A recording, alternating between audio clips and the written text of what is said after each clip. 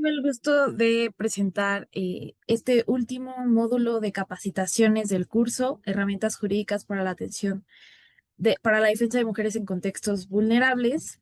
El día de hoy toca la sesión correspondiente al módulo 4, Mejores prácticas de representación legal integral con perspectiva de género.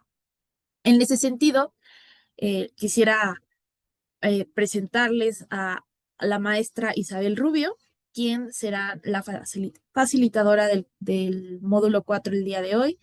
Muchísimas gracias, Isabel. Estamos muy emocionadas de que te hayas unido a esta gran iniciativa y me voy a permitir leer tu semblanza. La maestra Isabel Rubio es abogada por la Universidad Nacional Autónoma de México y maestra en Derecho en Salud Pública por la Universidad de Georgetown. Ha trabajado en la Suprema Corte de Justicia de la Nación, donde colaboró en el programa de Derecho y Familia del Centro de Estudios Constitucionales y en la ponencia del ministro Alfredo Gutiérrez Ortiz Mena, donde participó en la redacción de sentencias en casos sobre derecho familiar, violencia y perspectiva de género. Ha trabajado con organizaciones como X Justicia para las Mujeres, AC, Documenta y El Poder para el Consumidor, así como en investigación académica y proyectos internacionales como con la relatora sobre el derecho a la salud en las Naciones Unidas. Actualmente se desempeña como consultora legal para México y América Latina en la Campaign for Tobacco Free Kids. Sin más, muchísimas gracias, Isabel. A nombre del Centro Mexicano Pro Bono, Cyrus Bank Center for International Justice y las instituciones que hacen de iniciativa privada que hacen posible este proyecto, GE Vernova y DLA Piper. Estamos muy contentas y contentos de tenerte aquí. Y sin más, adelante con tu exposición.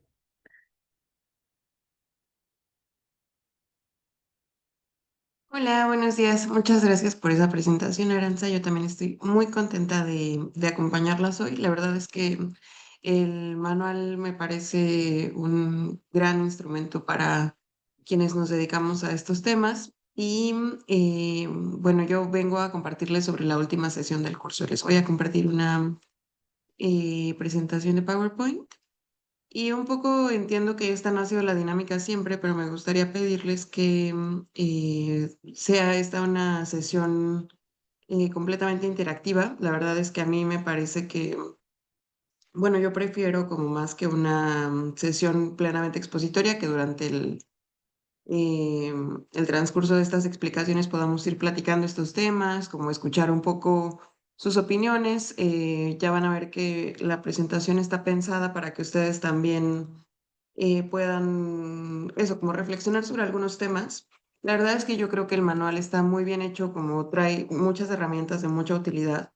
Entonces, lo que traigo hoy para compartir con ustedes es un poco como algunas preguntas concretas sobre estos temas que nos ayuden a pensar como en las posibilidades de defensa que tenemos y en algunos caminos alternativos que tal vez desde una aproximación tradicional no veríamos sí, para buscar el acceso a la justicia, que tiene muchas caras, muchas formas, que depende completamente del caso concreto, de la persona a la que estamos acompañando y de muchas otras cosas. Entonces, un poco ese es el propósito de esta sesión, como poder hacerlo un diálogo y poder como discutir algunos problemas concretos que creo que nos pueden ayudar a reforzar ese marco de aproximación que tendríamos que tener cuando estamos trabajando en esto, ¿no? Yo creo que antes de empezar, como que quiero decirles que esta exposición está muy pensada en el sentido en que ya platicaron con las otras ponentes acerca de cómo el derecho es una herramienta que en muchas ocasiones está pensada desde una visión patriarcal y androcentrista. ¿Qué quiere decir esto? Que es este tema del derecho de las víctimas, el tema de la violencia contra las mujeres, del acceso a la igualdad, es un tema muy nuevo porque en realidad el derecho está pensado de otra forma, ¿no? El derecho fue creado por ciertas personas a lo largo de una historia en la que ha habido un orden social de género que favorece a los hombres o a lo que se considera masculino. Y bajo esa asunción es esta exposición. Es un poco saber que todas las herramientas que estamos usando, que estamos buscando desarrollar, son herramientas que responden a ese diseño estructural que desfavorece a las mujeres en muchas ocasiones. Claro, y ya iremos platicando, ¿no? No siempre es que las mujeres terminen perdiendo en estos casos, pero o sea, tenemos que tener en cuenta esa aproximación, que el derecho es tiene esta visión como androcentrista en la que lo masculino es lo universal y entonces nuestras demandas terminan siendo lo otro, lo distinto, lo que cuestiona el sistema y lo que nos va a permitir desarrollar con esa visión herramientas útiles para avanzar hacia el acceso a la justicia. Eh, y bueno, y sobre esto iremos platicando un poco más adelante.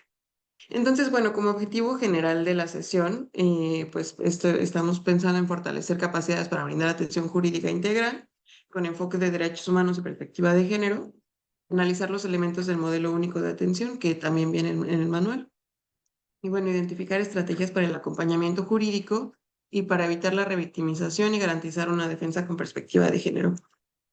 También decirles que les agradecería muchísimo si quien puede prende sus cámaras, así como podemos vernos y un poco entiendo por dónde va esta interacción y si estoy siendo clara, si hay algo que ahondar y por favor siéntanse con la confianza de levantar la mano para participar en cualquier momento.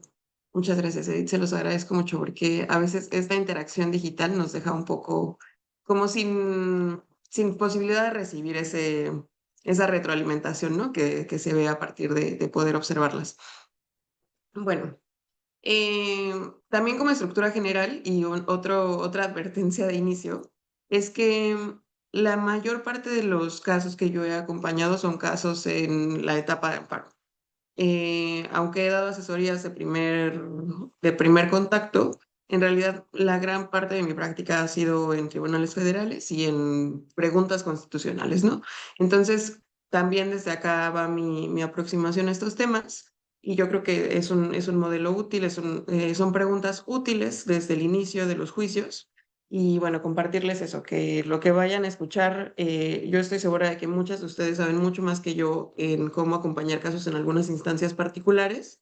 Más bien me gustaría que esta aproximación que les comparto sea útil para hacer las preguntas adecuadas y para tener también esta visión del juicio como, yo sé que no todos los juicios van a llegar a amparo, eso sería lo ideal además, que los juicios se resuelvan en las primeras etapas sería lo ideal, pero un poco también es importante ir identificando estos problemas, no solo por la posibilidad de llegar al amparo, sino por, como veremos más adelante, la obligación de todas las autoridades del Estado en el ámbito de sus competencias, promover, proteger, respetar y garantizar los derechos, que ese es un marco que a partir de entender que el acceso a la igualdad de género no es es un tema que estamos insertando en el sistema, no que el sistema por sí mismo nos está ofreciendo. Entonces, esta aproximación, pues es muy importante, ¿no? Poder empujar esas exigencias desde el primer momento de contacto con la autoridad. Y bueno, la estructura general de la exposición va a ser un poco hablar del marco legal de esta última parte, del modelo único de atención único, de los principios mínimos de acompañamiento a víctimas, de los estándares internacionales en la materia, algunos comentarios sobre el acercamiento de primer contacto, buenas prácticas de acompañamiento y el modelo de argumentación, dos modelos de argumentación que quiero compartir, uno que viene en el manual y otro que es el que normalmente yo uso. Bueno, este es un repaso, sobre todo un repaso porque entiendo que ya lo platicaron en las primeras sesiones, pero bueno, ¿cuál es el marco legal de derechos de víctimas? En primer lugar, la Constitución, ¿no? El artículo primero que habla del principio pro persona, de la prohibición de discriminación y de las obligaciones generales del Estado. ¿Alguien me puede contar cuáles son las obligaciones generales del Estado en materia de derechos humanos?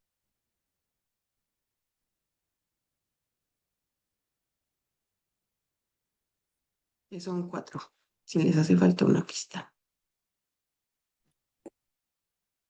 Sería promover, respetar, garantizar los derechos humanos. Sí, y nada más faltó proteger, que se refiere a proteger de la acción de terceros, ¿no? Muchas gracias, Beatriz. Luego, el derecho a la justicia pronta, completa e imparcial del artículo 17 y los derechos específicos reconocidos en el artículo 20, apartado C, que hablan de recibir asesoría, ser informadas, recibir atención médica y psicológica, obtener la reparación integral del daño y participar en el proceso penal. ¿Alguien se acuerda cuándo se reformó este artículo? o más o menos como cuál fue la razón de la reforma de este artículo? 2011, me parece, ¿no? 2011 y 2008 también, ¿no? A partir de la introducción del sistema penal acusatorio. Porque lo que pasaba antes es que en realidad el foco en la víctima es una cosa bastante reciente en nuestro sistema jurídico. Y esa es otra consideración a tener en cuenta mientras vamos avanzando y mientras estamos prestando asesoría. Durante mucho tiempo, la víctima no era vista como un sujeto, sino como un objeto. Entonces, el derecho de solicitar el derecho de solicitar una reparación no de solicitar una reparación, más bien de perseguir el delito, no era un derecho de las víctimas como tal, ese no era el principal foco. ¿Cuál era el principal foco al inicio? ¿Quién tenía esa titularidad de acudir no de acudir a los tribunales, más bien, ¿quién tenía esa titularidad de exigir que se persiguiera a la persona que había cometido un delito?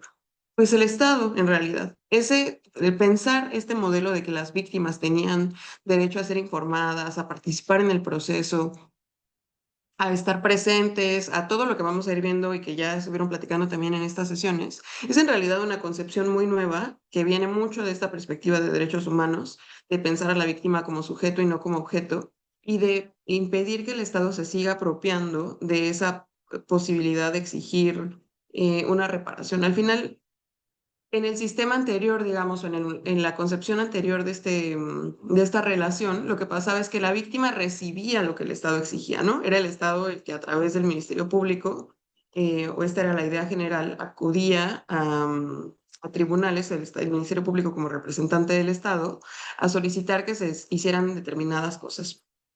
Bueno, esto lo que ocasionaba es que la víctima en general fuera la última considerada para hablar de qué necesita, cómo reparamos, qué significó este daño en su vida, qué significa el acceso a la justicia, porque en realidad no se trataba de acceso a la justicia para las víctimas, sino del Estado ejerciendo su poder punitivo, que también es completamente relevante, pero que no permite ver que las víctimas son sujetos y no objetos de derecho.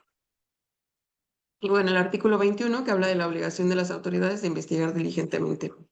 Otros instrumentos federales y locales muy útiles y que hay que tener en consideración en cada momento es la Ley General de Acceso de las Mujeres a una Vida Libre de Violencia, la Ley General de Víctimas, que habla de víctimas directas, indirectas y potenciales, el sistema y que también determina el Sistema Nacional y la Comisión Ejecutiva de Atención a Víctimas, y habla de derechos específicos, ¿no? Del derecho de asistencia, protección, atención, verdad, justicia, reparación integral y no repetición, las leyes correlativas estatales a la Ley General de Acceso, el Código Nacional de Procedimientos Penales, la Ley Nacional de Ejecución Penal, que habla de otras medidas incluso después del dictado de la pena privativa de libertad, como las posibilidades de justicia restaurativa, que no necesariamente están orientadas a beneficiar a la persona que está en la cárcel, sino que están pensadas también para que la víctima en esa ejecución penal sea tomada en cuenta.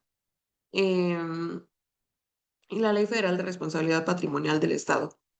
Esto como leyes federales y locales. Ahora, antes de pasar a la siguiente lámina que habla de algunos otros instrumentos que pueden ser útiles, ¿alguien me quiere decir como qué faltaría considerar acá? ¿Qué otros instrumentos serían útiles?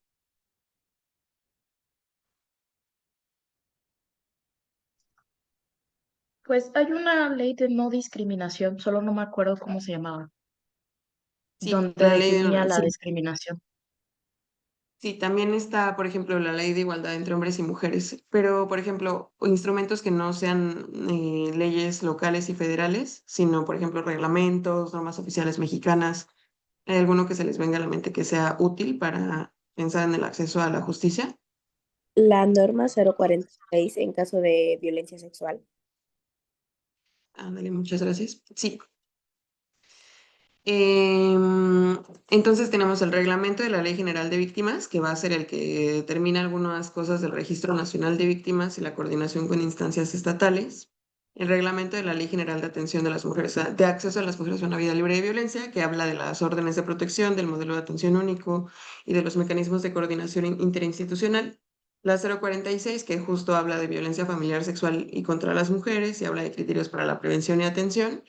y que tiene esta característica muy importante de establecer la obligación del personal de salud de brindar atención integral y notificar casos de violencia, y además reconoce el derecho de las mujeres a la interrupción legal del embarazo en casos de violación. Esta norma además fue objeto de una sentencia de la Corte de hace algún tiempo que hablaba sobre algo más formal acerca de las competencias. Y esto también va a ser muy importante tenerlo en cuenta. En muchos casos, el acceso a la justicia, los derechos de las víctimas, no van a venir, y por eso hay que estar muy atentas a esto que les decía, que no son parte como natural del sistema, digamos, sino algo que se ha ido insertando y que ha ido encontrando asideros. Em, este caso, por ejemplo, no cuestionaba directamente el derecho al aborto, no cuestionaba directamente el derecho a acceder a la anticoncepción de emergencia o a la atención o al acceso al aborto. En ese momento señalaba el acceso a la anticoncepción de emergencia. Y el caso no fue directamente preguntando si las mujeres tienen derecho o no de acceder al aborto, sino que la pregunta era, ¿tienen las autoridades federales facultades para determinar este tipo de atenciones cuando la atención al delito y específicamente la atención a las víctimas es una facultad de las autoridades locales? Bueno, estas preguntas que parecen así neutrales sobre quién puede hacer qué en el Estado son preguntas que terminan teniendo como unas implicaciones muy, muy importantes cuando se trata de acceso a derechos.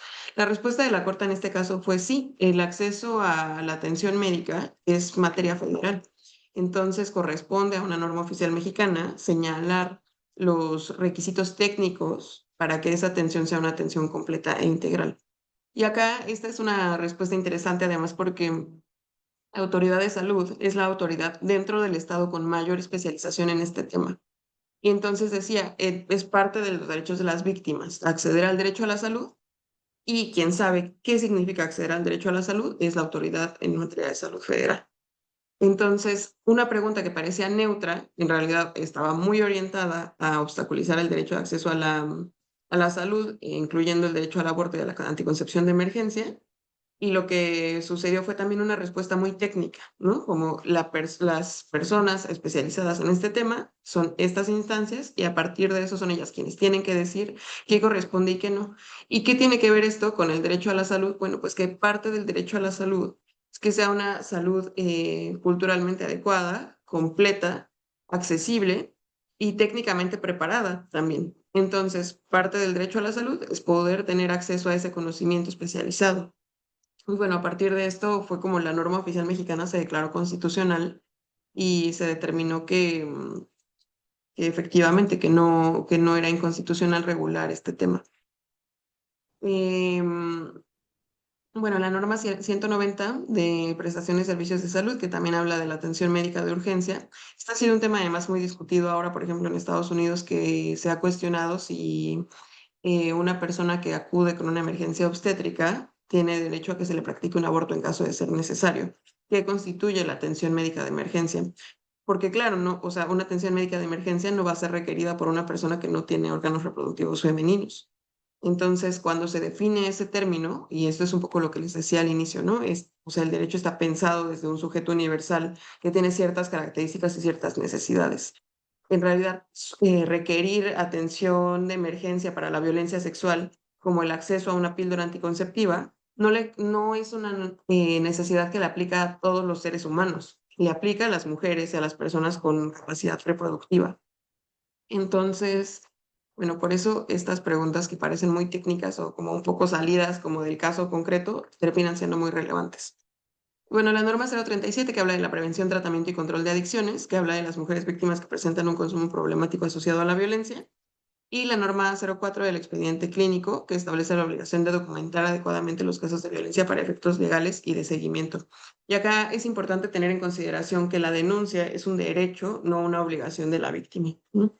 Esta es una obligación de las autoridades de que en caso de que exista denuncia, tengan ellas las capacidades, es una obligación de respetar y de garantizar el derecho de que esa denuncia sea realizada con las personas adecuadas, sin revictimización, con los registros adecuados para que en caso de ser solicitado ese expediente clínico sirva de prueba. Eso no significa que las víctimas tengan la obligación de denunciar, incluso en el caso en el que están solicitando atención médica de urgencia. atención médica de urgencia, incluido el aborto, no es una atención que está condicionada a denunciar ante las autoridades. Bueno, y otros protocolos y guías complementarias. Esta presentación además se las va a hacer llegar a Aranza más adelante, no se la mandé a tiempo para que se las hiciera llegar ahora. También existe el modelo para la atención y protección integral para las mujeres que viven violencias. Algunos protocolos de la Suprema Corte que me parecen a mí muy útiles son protocolos como pensados originalmente para juzgadoras y juzgadores, pero en realidad son protocolos que pueden ser muy útiles para preguntarnos qué aspectos son importantes a considerar dependiendo del caso concreto.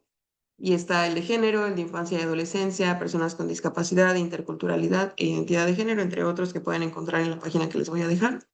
Y los lineamientos para el otorgamiento de recursos de ayuda, asistencia y reparación integral a personas en situación de víctima. El modelo de atención único. Bueno, de esto hay información en el manual. También pueden a partir del manual acceder a los documentos originales. Pero bueno, el propósito es establecer los elementos, orientaciones y directrices mínimas que permitan proveer a mujeres, niñas y adolescentes que enfrentan violencia de atención especializada y protección integral con calidad, calidez, centrada en las víctimas y sobrevivientes y contribuir a la garantía de su derecho a una vida libre de violencia. Bueno, acá es muy importante que este modelo está pensado para crear protocolos de actuación unificados. Es decir, que cuando una víctima acude, ese es el propósito en el largo plazo, ¿no? Como lograr un sistema en el que una víctima acude a denunciar un hecho delictivo o un hecho victimizante y recibe una atención coherente entre las autoridades. Porque lo que vemos en la realidad es que, como les decía, ¿no?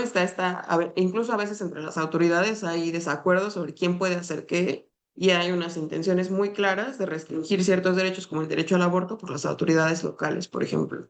Entonces, un poco la idea de este modelo único es buscar coherencia entre esas disposiciones y garantizar con eso el derecho de acceso a la justicia, porque lo que pasa en la realidad es que una llega a la agencia del Ministerio Público y ahí empieza un viacrucis. En realidad no es que una llega a la agencia del Ministerio Público sabiendo que va a haber una atención adecuada, respetuosa incluso, ¿no? Sino que más bien desde el primer momento pues nos enfrentamos a una actitud indiferente, grosera, basada en prejuicios y roles de género, y de ahí buscar atención médica inmediata, buscar el acceso a este registro nacional de víctimas.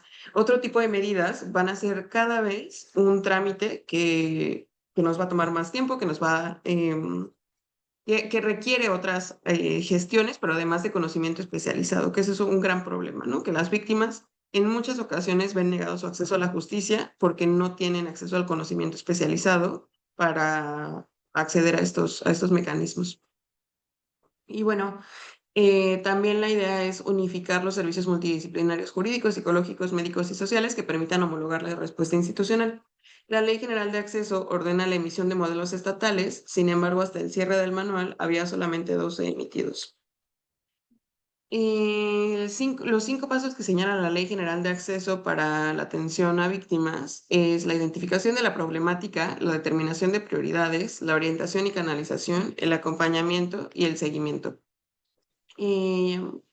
Vamos a hablar un poco más de cada uno más adelante. Bueno, la segunda parte de la exposición está un poco pensada para hablar de los principios mínimos en la actuación para la atención a víctimas. Y yo sé que estas son palabras que sobre todo en este ámbito hemos visto muchas veces, pero quería como platicar de qué significa, por ejemplo, el principio pro persona cuando hablamos de la atención a víctimas. ¿Qué significa la interpretación conforme? El derecho a la igualdad y no discriminación y la perspectiva de género, derechos humanos e interseccionalidad. ¿Cómo se ve eso en la vida real? ¿Qué tiene que ver eso con lo que vemos escrito en el Código Nacional de Procedimientos Penales, por ejemplo? Y bueno, como se acordarán, el artículo primero constitucional en realidad habla de que todas las autoridades del Estado en el ámbito de sus competencias están obligadas a cumplir con estas obligaciones. Sin embargo, acudir a los tribunales no siempre ofrece las opciones necesarias para que una persona encuentre esa reparación que está buscando. Entonces, estas medidas también deben buscarse en cuanto a su adaptación cultural. Y bueno, en cuanto al concepto de víctima, yo justamente quería preguntarles como, bueno, si alguien me puede decir así en forma concreta como qué es el principio pro persona, qué significa el principio pro persona.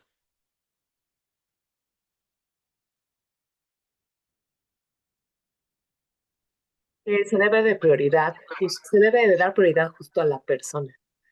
Es predominante, ¿no? O sea, su, su integridad, su condición, o sea, todo gira en torno a la persona, Sí. principalmente. Sí, gracias, Paulina. En realidad, también como una forma sencilla de ponerlo es que entre dos interpretaciones posibles de una norma, se debe elegir la que más favorece los derechos de la persona. Esa es una forma como muy simple de pensarlo y que les quería preguntar en torno a este artículo 4 de la Ley General de Víctimas, que habla de las víctimas directas, indirectas y ay, perdón, y del otro tipo de víctimas. Y les quería preguntar, conforme a este artículo 4, ¿se denomina víctimas indirectas a aquellas personas físicas que hayan sufrido algún daño, menoscabo económico, físico, mental, o emocional o en general cualquier puesta en peligro? Em, y son víctimas indirectas los familiares o aquellas personas físicas a cargo de la víctima directa que tenga una relación inmediata con ellas. Y aquí necesito que pensemos en esto, en el interés que se necesita para acudir al juicio de amparo, por ejemplo, y quiero hacerles una pregunta. Cuando, por ejemplo, una persona periodista es víctima de un ataque en contra de su vida y muere, ¿quiénes podrían ser víctimas en esos casos? Sus En esta, familiares, tal vez, ¿no? los familiares, por supuesto. Y esta es una pregunta como pensada con base en este principio pro persona. La ley, como podemos ver, no señala una lista específica de personas víctimas directas ni indirectas, ¿de acuerdo? O sea, como dice los familiares o aquellas personas físicas a cargo de la víctima directa que tengan una relación inmediata con ella. Sin embargo, ni es restrictiva de pensar que existen otras interpretaciones, o sea, no es una lista que agota todas las posibilidades. Em, entonces, por ejemplo, en el caso o sea, en un caso de un homicidio de una persona periodista, hay una afectación a su vida, claro, al derecho a la vida. Pero ¿cuál es el otro bien jurídico titulado que se afecta cuando existe un caso así? O el derecho a la libertad de expresión, ¿no? O sea, podría Claro, todo periodista decir que también le está afectando porque está en peligro su libertad de expresión, su vida y etc. O sea, y a través del interés legítimo podría una asociación o varios periodistas promover un amparo, ¿no? Por ejemplo, ¿no? En ese claro. caso de amparo. Esa es una respuesta muy acorde a lo que dijo la Corte en este caso. Un periodista había sido asesinado, el medio de comunicación en el que trabajaba solicita acudir en carácter de víctima indirecta al juicio, porque hablaba justamente de que este derecho a la información no es un derecho que se ejerce solo de manera individual, sino que se ejerce de forma colectiva.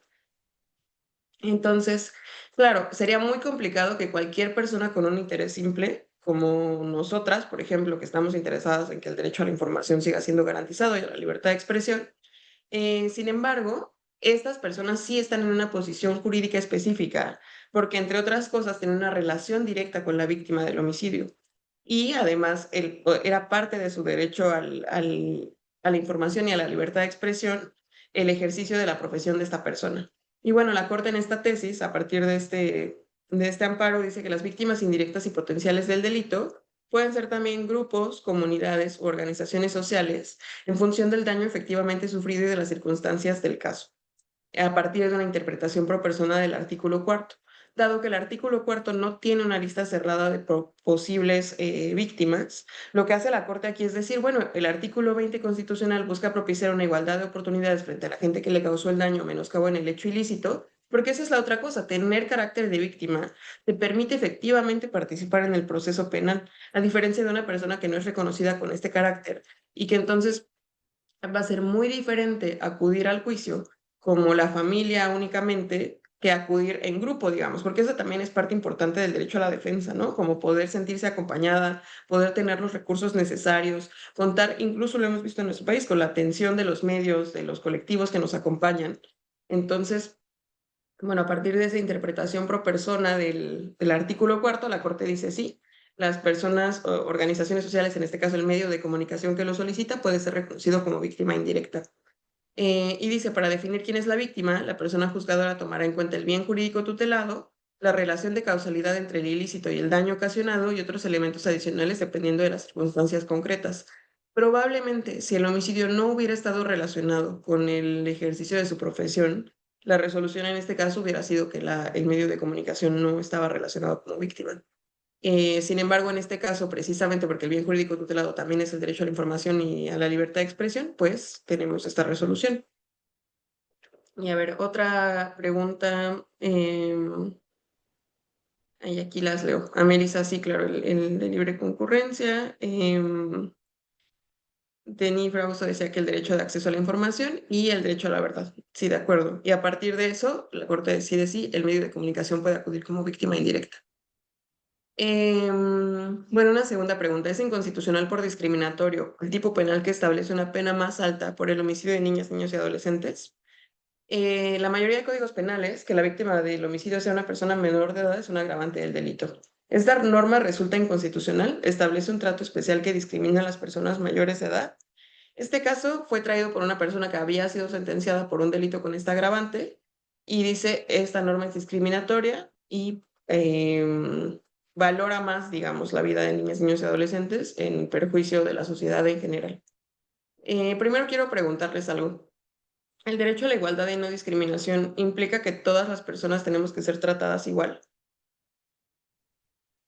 No, justo el principio de igualdad tiene como varias vertientes, como tratar igual a los iguales y tratar desigual a las personas desiguales para encontrar la igualdad. Es un poco difícil de entender al principio, pero justo lo que dicen es, o que lo que ha dicho la teoría y la jurisprudencia es que la igualdad también se alcanza haciendo distinción, ¿no? Para que estén parejos.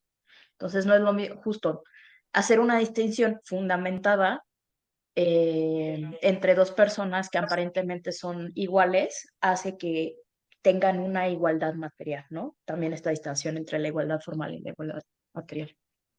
Sí, de acuerdo. Y un poco pensando en esto que les decía al inicio, muchas gracias, Sofía. Como que no, cuando empezamos a pensar en el derecho, a cómo participamos en los sistemas jurídicos, no participamos con el piso parejo. No llegamos, o sea, no, la persona que recibe nuestra denuncia, por ejemplo, no ve a un ser asexuado cuando llegamos al Ministerio Público. Ve a una mujer o a un hombre o a una persona con una identidad de género distinta. Y eso define desde el principio cómo va a ir la investigación, define también la política criminal, define la posición del Estado frente a estas violaciones de derechos humanos.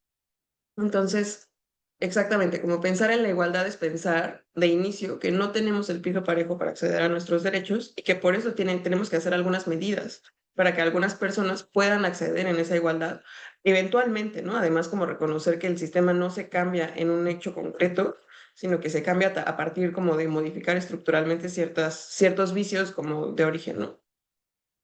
Entonces, sí, completamente de acuerdo. La igualdad, entonces, no significa la obligación de tratar a todas las personas de la misma forma.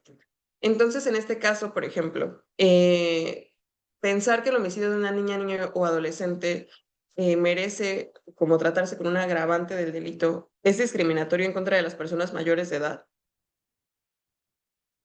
¿Qué significa la discriminación entonces? Una diferencia de tratamiento injustificado, ¿no? Que alguien que quiere acceder a lo mismo injustificadamente se le diga que no. Entonces, ¿qué necesitamos para que una distinción sea justificada? Bueno, hay muchas formas de aproximarse al problema, ¿no? Pero una que se ha usado mucho en México es el test de proporcionalidad, una distinción de trato que esté basada en un fin constitucionalmente válido, que sea idónea, que sea necesaria y que sea proporcional. Que proporcional en sentido estricto, ¿qué quiere decir eso? Que en realidad como la aplicación de la medida no excluye injustificadamente a otras personas y logre precisamente un poco igualar esas condiciones. Entonces, no sé, por ejemplo, Renata Alfaro o Lisbeth Clavelilla, si están por ahí, si me pueden decir, ¿ustedes qué responderían a esta pregunta? Si el derecho de niñas, niñas y adolescentes, más bien, si la agravante de un homicidio de niñas, niños y adolescentes discrimina a otros grupos.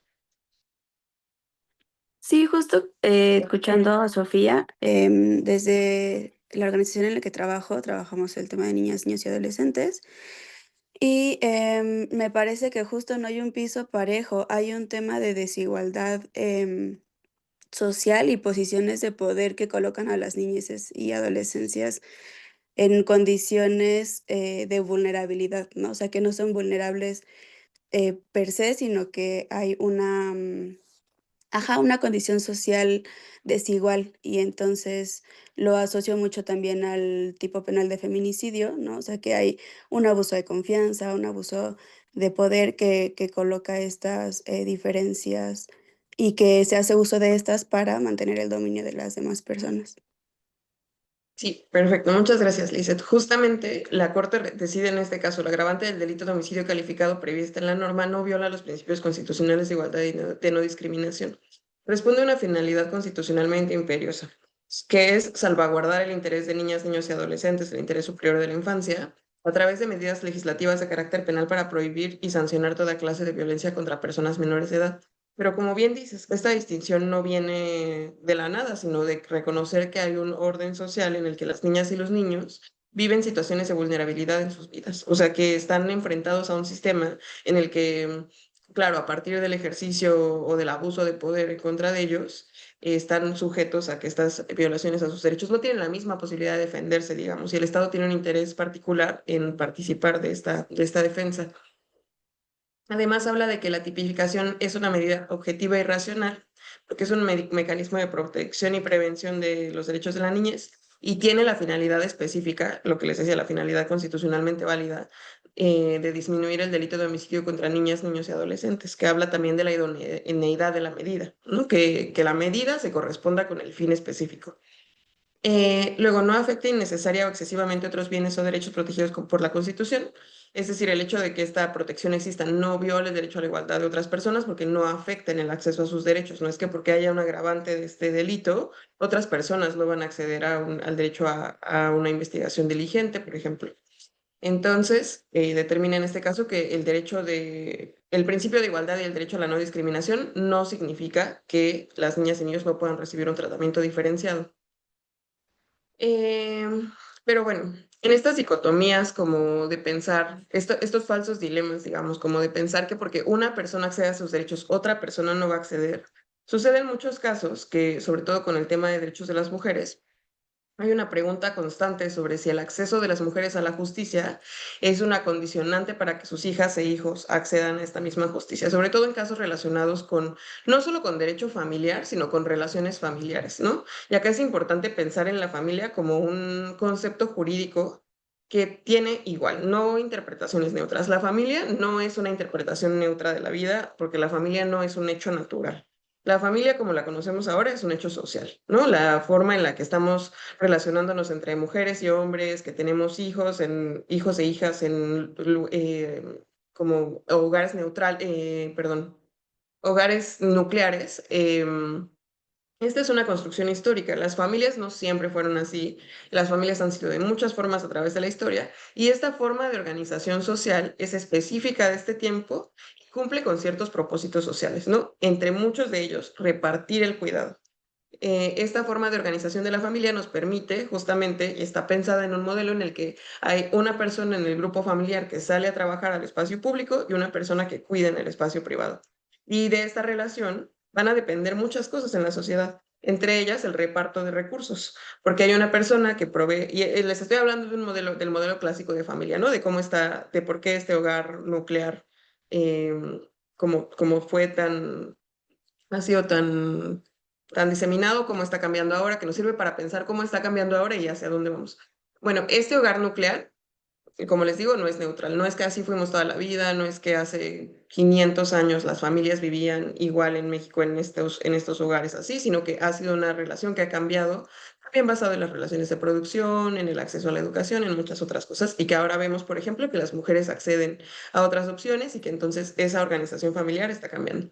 Bueno, en esos cambios, en ese tema que es todo otro universo de preguntas, pues ha sucedido mucho que cuando se habla del derecho de las mujeres a acceder a la justicia, existen preguntas constantes como, bueno, ¿y los niños dónde quedan? Bueno, ¿y quién los va a cuidar? Pero incluso, ¿qué va a pasar con la familia? ¿No? O sea, ¿qué pasa con la familia cuando una mujer no ejerce esas labores de cuidado?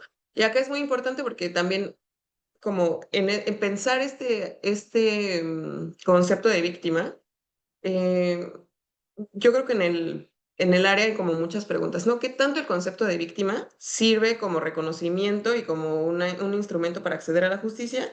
¿Qué tanto se ha instrumentalizado en contra de las mujeres? Por ejemplo, ¿qué tanto no es un término neutro, sino un término que se usa para también como ejercer poder? ¿Y qué tanto es un término que como permite una concepción pasiva de la persona que sufre las consecuencias de un delito? Bueno, en todas estas preguntas, y perdón que les estoy haciendo muchas preguntas, pero creo que son preguntas que es necesario como mantener en mente mientras vamos como ejerciendo nuestro trabajo. Bueno, en el amparo directo de la Suprema Corte en el 6/2023, había una pregunta interesante, ¿no? Un adulto mayor acudió al juicio de amparo a que el juez, porque un juez civil había concedido la disolución de su matrimonio sin considerar su situación de salud, economía y necesidades de cuidado que le brindaba su ahora ex esposa. Cuestiones que expresó desde el juicio de divorcio para negarse a que el divorcio se diera. Bueno, esta persona era una persona con discapacidad, era una persona adulta mayor, las dos cosas, o sea, no tenía movilidad y tenía muchos problemas como para cuidarse a sí misma. Entonces dice, cuando la esposa solicita el divorcio, dice, bueno, no me puedes divorciar porque yo dependo de que esta persona me cuide. Entonces, si me divorcio, no va a haber nadie que me cuide y voy a estar en riesgo de no acceder a una vida digna, de no acceder a la salud y entre muchas otras cosas. Y dice entonces, eso, voy a ser víctima de una violación a mis derechos y tú permites que yo me divorcie de esta persona. Y acá yo creo que la narrativa de los hechos es muy importante, ¿no? ¿Qué es lo que está pidiendo esta persona? Efectivamente, qué es lo que esta persona, cuando acudió al juicio, está solicitando? Una Atención, ¿no? persona La que, atención, una persona que esté al pendiente de, no está eso. solicitando cómo mantener el vínculo porque existe una afectividad o algo así, sino que un vínculo porque existe una dependencia de cuidado. Sí. Y esas son respuestas muy interesantes, fíjense, porque lo que está pidiendo es cuidado, ¿no? O sea, lo neutro, digamos, el núcleo de su solicitud es el cuidado. Pero desde donde él lo lee, ese cuidado es una obligación de su exesposa. En este orden social, como lo que él cree, lo que él está solicitándole al juez es que obliga a su exesposa a quedarse con él para que lo cuide. Y esa es una forma de poner las cosas muy distinta, ¿verdad? Es una cosa muy distinta de mandar al Estado y pedirle el acceso a ciertos recursos que pedirle, quiero que obligues a esta persona a quedarse conmigo porque yo necesito que me cuide. Entonces, ahí como esta instrumentalización como de o sea, esta es una falsa dicotomía, ¿no? Lo que él está diciendo en realidad es falso porque, o sea, no es que sea falso, pues, sino que es una solicitud a la que él no tiene derecho, porque lo que implicaría obligar a una persona a quedarse con él sería, primera, como revocar una resolución constitucional acerca de que el divorcio es parte del derecho al libre desarrollo de la personalidad y al proyecto de vida, y entonces una persona tiene derecho a divorciarse cuando quiera, un hombre y una mujer, ¿no? Pero en este caso específico, la solicitud tiene un componente de género muy importante, porque él lo que quiere es que este derecho se restrinja, porque cree que la obligación que le corresponde a la mujer es más importante que ese derecho al libre desarrollo de la personalidad. Bueno, ¿qué decide la Corte acá? Em, ¿Qué hubieran ustedes decidido, por ejemplo, antes de pasar a lo que decidió la Corte? Yo creo que de acuerdo a lo que la Corte ha emitido en otras ocasiones, este, respetar la cuestión que todos tenemos derecho al divorcio, a realizar nuestra vida y no sé, hay un sistema, está pendiente un sistema nacional de cuidados por parte del Estado, entonces por ahí también la Corte podría mencionar esta parte, ¿no? Sí, claro. Muchas gracias, Teresa. Sí, precisamente lo que la Corte dice es que el derecho al cuidado no implica que una persona tenga que quedarse casada para proveerle de cuidados a una persona de su familia, a su ex esposo en este caso, Em, sino que debe considerarse que el cuidado es una responsabilidad compartida por todos los sectores de la sociedad. Por lo que el juzgado que tramitó el divorcio en Nuevo León lo que debió haber hecho es emitir las medidas necesarias para que el señor que requería los cuidados por su salud y edad tenga una vida digna. Y acá les pongo otros casos similares en realidad sobre el tema. Es que esta idea de que las mujeres, que el hecho de que las mujeres accedan a sus derechos es un atentado en contra de los derechos de otras personas, es un caso que sucede muchas veces, ¿no? Incluso con el tema de alienación parental que existió, o sea, ahora es menos popular de lo que era antes, ¿no? Y ahora, además, el reconocimiento de la violencia vicaria ha sido fundamental para ir destruyendo estos conceptos que se utilizaron mucho tiempo para someter a las mujeres en los juicios familiares, por ejemplo. Bueno, ¿qué es la alienación parental? Esto inició como el resultado de un estudio en Estados Unidos a partir de un psicólogo que dijo que había un patrón en el que las mujeres utilizaban a sus hijos en el divorcio y los condicionaban para actuar en contra de la otra persona. Él no decía, obviamente en el libro, no decía las mujeres lo hacen en contra de los hombres. Decía algunos padres y madres lo hacen en contra de la otra parte. Lo que sucedía en la realidad es que estas acusaciones eran en contra de mujeres. ¿Y qué pasa cuando la alienación parental entraba en el juicio? Bueno, en la alienación parental, la víctima es el niño o niña. Y entonces, no, la víctima no es la otra persona en la relación de pareja, sino el niño o niña. ¿Y qué pasa? Bueno, pues que entonces en esta narrativa de que son las niñas y niños las víctimas de este delito, que incluso se hizo delito en algunos códigos locales, lo que sucede es que la consecuencia es, como estás afectando a una persona que no se puede defender, no vas a tener derecho a verla y entonces se suspendían incluso los derechos de visitas y no vas a tener acceso a eso, a tener contacto con esa persona porque le estás dañando. Lo que resultaba un problema inmenso, porque entonces, o sea, no solo significaba como enfrentarse a un juicio de divorcio en condiciones de desigualdad para el acceso a la defensa, por ejemplo, sino también enfrentarse a la idea de que ahora yo soy la mala y no los puedo ver porque estoy haciéndoles daño psicológico. Cuando, por ejemplo, en una situación de violencia, les estoy explicando, papá me acaba de pegar y estamos en riesgo de volver a verlo, ¿no? O sea, que entonces esa instrumentalización del concepto de víctima resulta muy grave porque parece como plantear que el acceso al derecho, al acceso a la justicia de las mujeres es un derecho que va en contra de niñas y niños. Y sucedió en muchos otros casos también. Por ejemplo, cuando la compensación económica ganó terreno y se reconoció el derecho de las mujeres a solicitar parte del patrimonio familiar cuando estuvieron casadas por separación de víctimas, separación de bienes, perdón, por haber estado casadas en este régimen y haberse dedicado a las labores del hogar y de cuidados. Bueno, una de las primeras preguntas fue, ¿dónde queda el derecho a la propiedad de niñas y niños si lo que está sucediendo es que el patrimonio familiar se está partiendo en dos, digamos? Bueno, pues esa también era una falsa dicotomía. Lo que sucede es que padres y madres, en este caso, están obligados a brindar alimentos a sus hijas e hijos. Entonces, si la mujer también tiene acceso a bienes, eso no implica que esa mujer no va a tener obligaciones de dar alimentos en este caso, ¿no?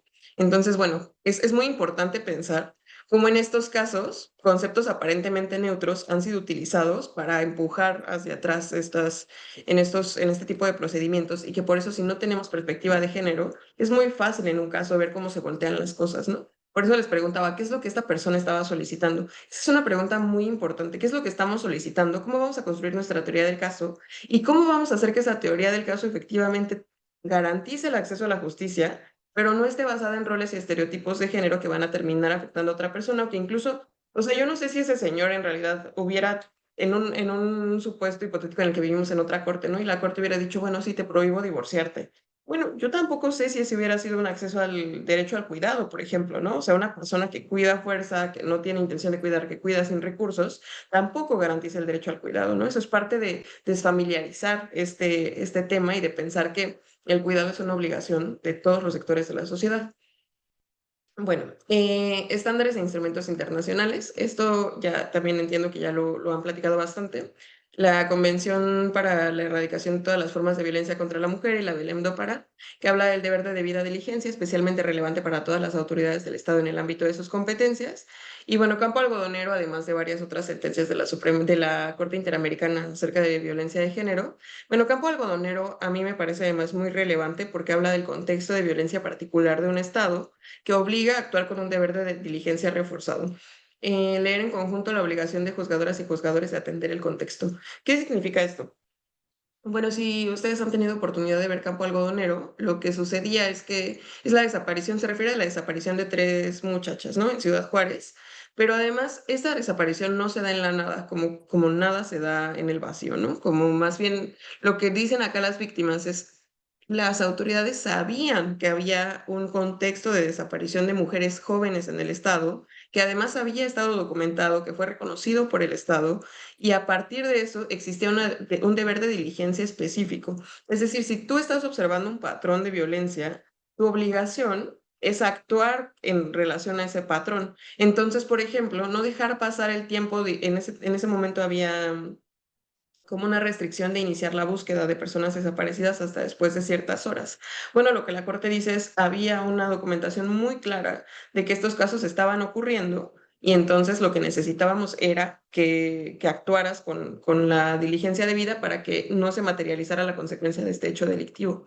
Porque además, bueno, luego hablan ahí de cómo las primeras horas de búsqueda de una persona desaparecida son fundamentales para tener éxito en la búsqueda. Y bueno, lamentablemente seguimos viendo que incluso hoy, como esas horas no se cumplen, ¿no?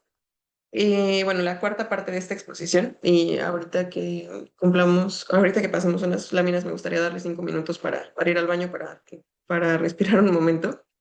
Em, bueno, el primer contacto, y esto lo pueden encontrar muy bien en el manual, la verdad me parece que está súper bien explicado. La modalidad presencial en línea telefónica e in situ. En realidad, las modalidades presenciales son siempre, cuando se trata del primer contacto, mucho más recomendables, aunque totalmente depende de los recursos y de las posibilidades.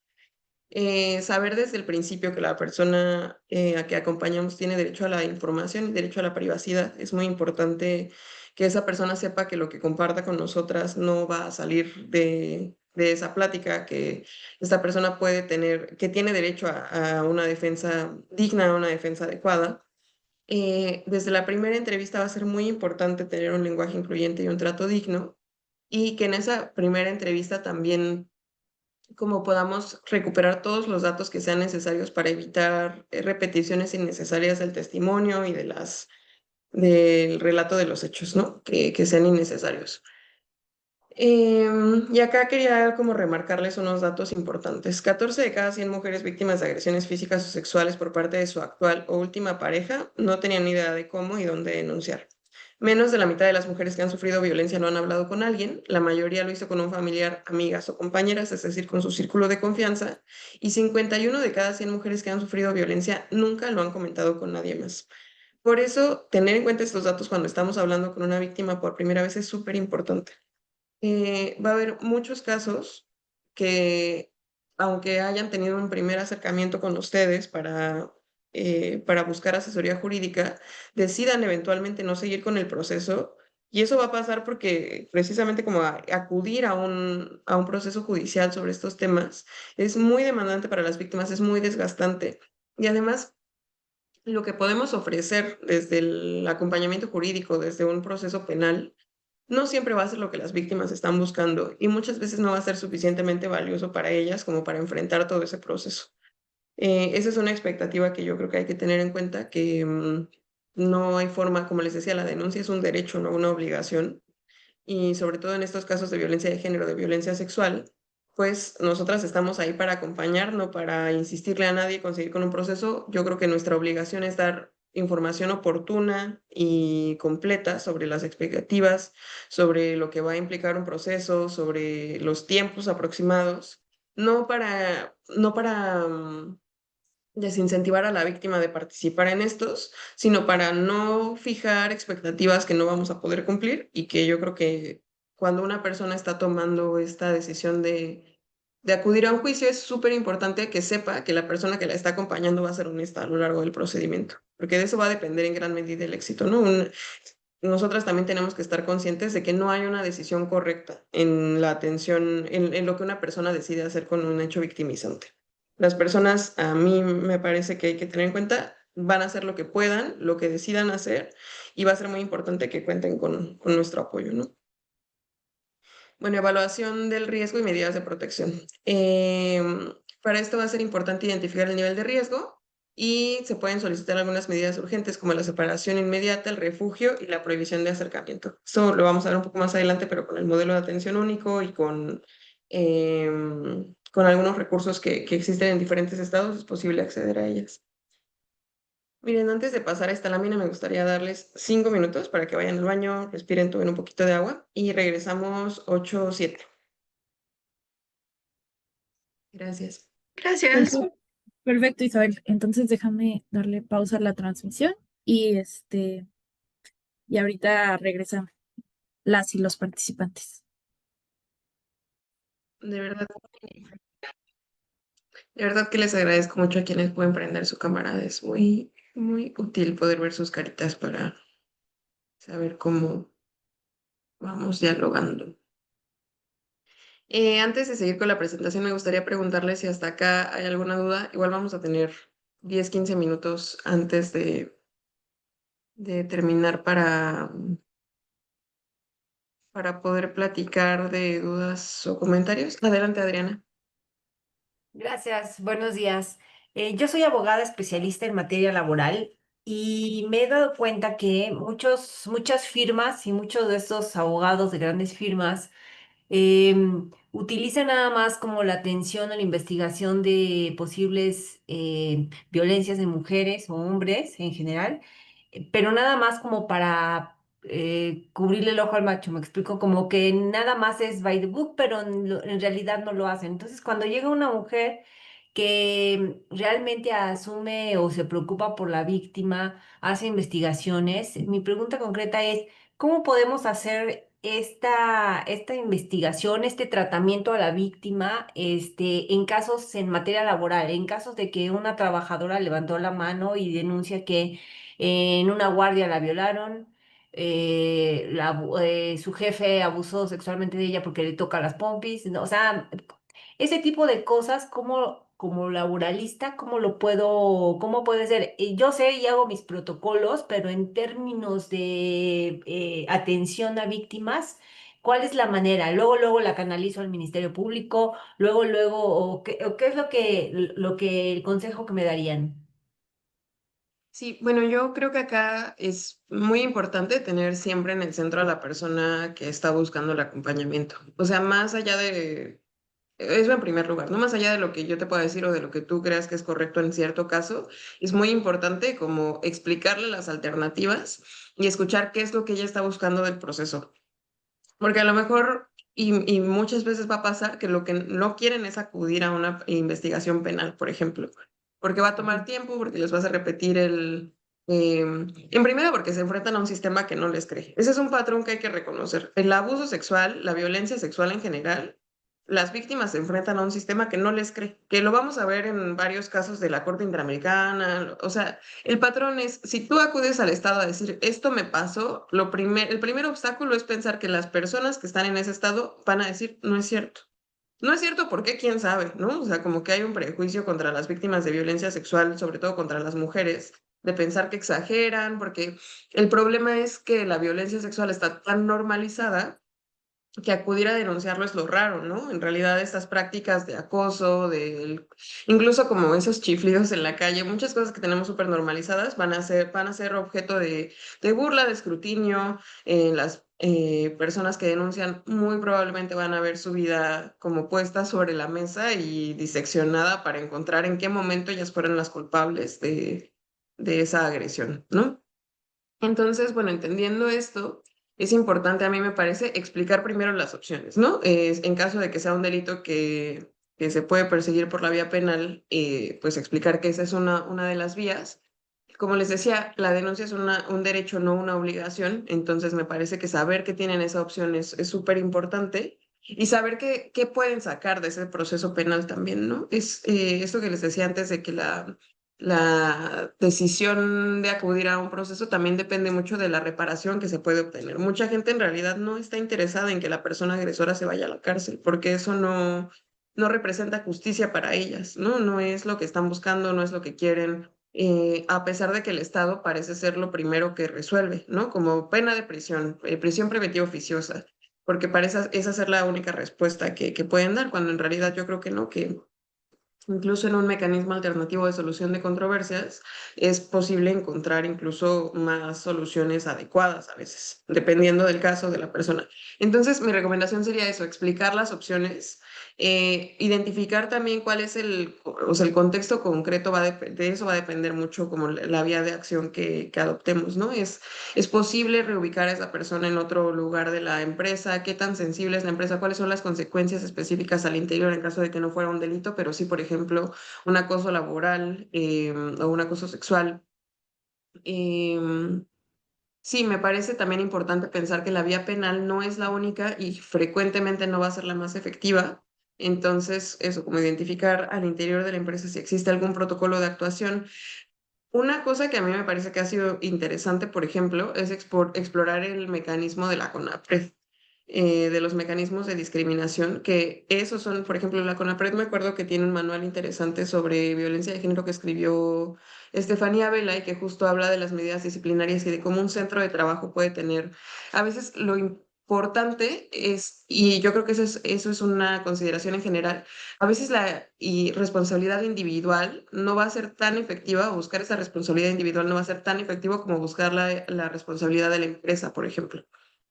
O sea, una vez que la empresa sabe que puede ser sujeta de medidas disciplinarias por temas de discriminación o por temas de acoso sexual, es ahí donde empiezan a actuar, porque entonces el problema ya no se centra en la sola persona.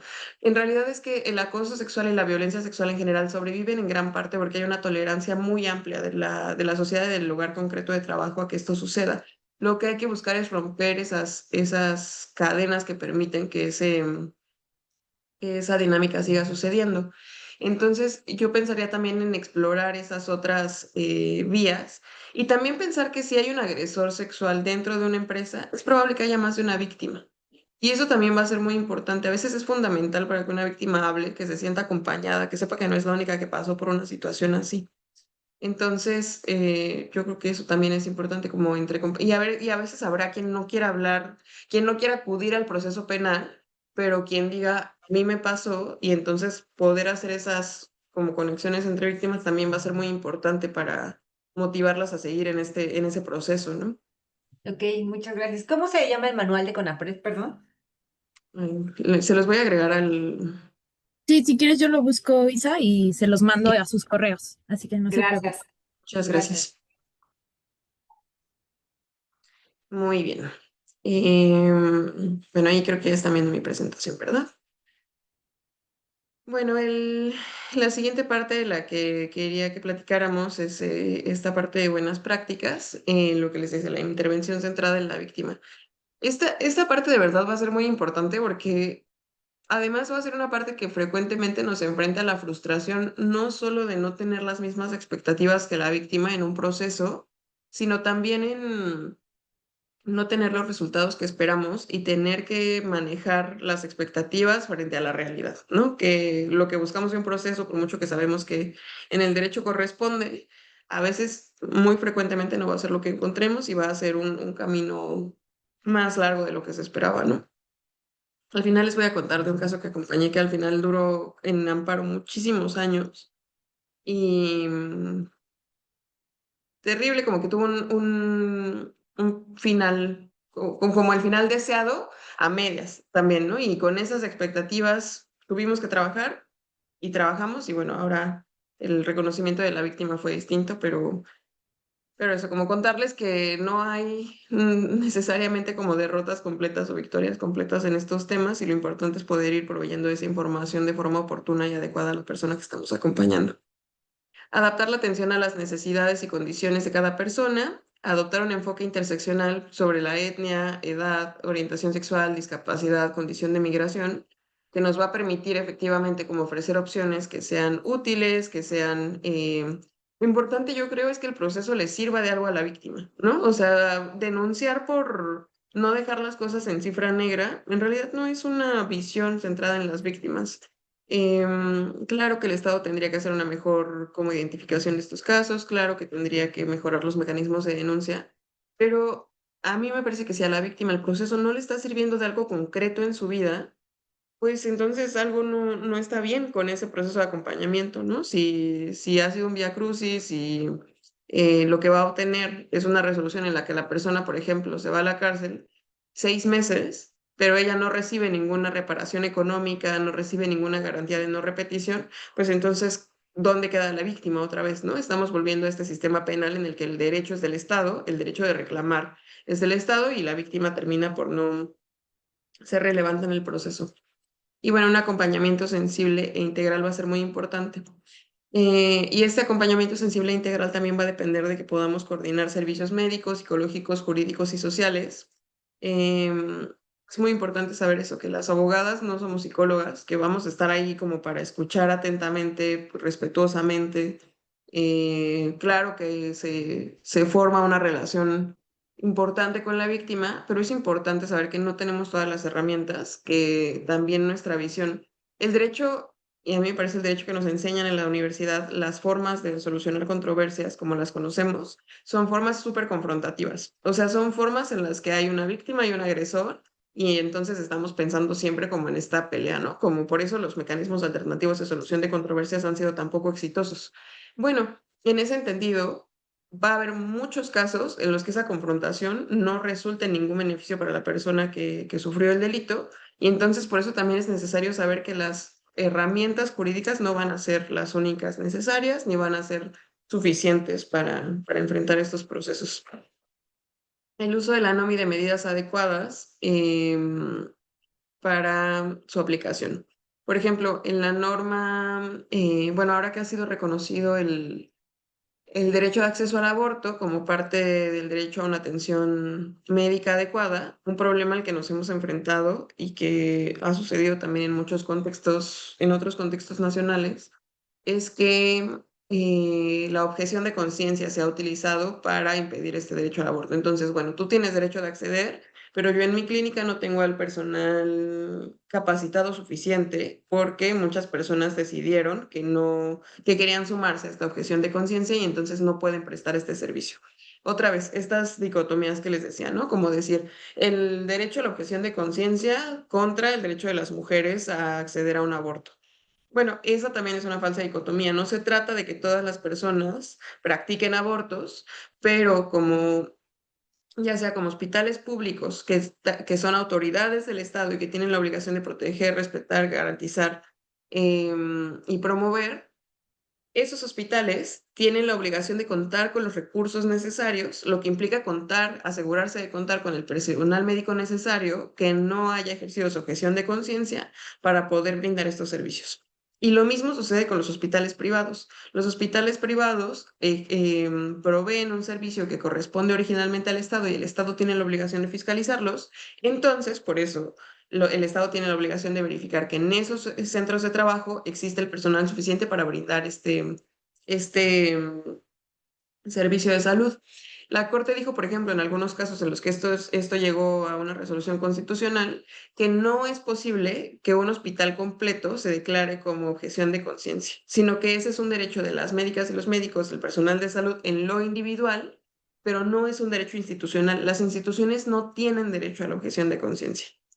Entonces, esto es muy importante mantenerlo en mente. O sea, lo que les decía otra vez, como de quién es la víctima, quién es el titular del derecho, va a ser muy importante porque, claro, o sea, una persona puede decidir sobre sus creencias religiosas, sobre su ejercicio de la libertad de trabajo, una institución no.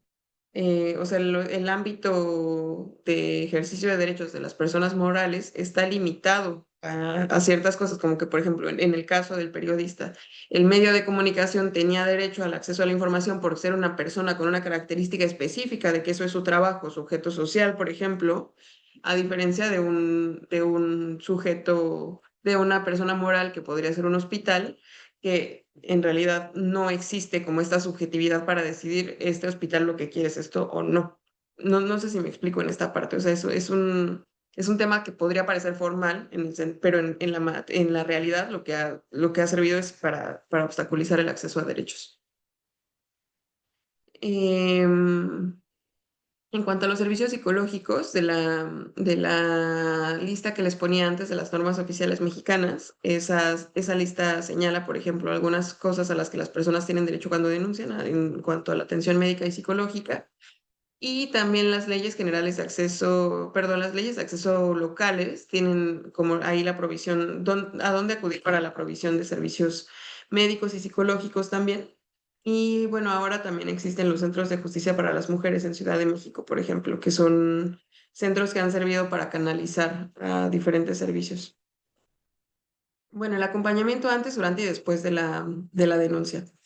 ¿Qué información mínima necesitamos? Los testimonios, los datos del agresor, la evidencia que se puede proporcionar y testigos. Aunque es súper necesario como ser sensible al momento de solicitar esta información, también es importante que cada vez que la solicitemos estemos listas para tomar nota sobre lo que nos vaya contando la persona que estamos acompañando, justamente para evitar repeticiones innecesarias.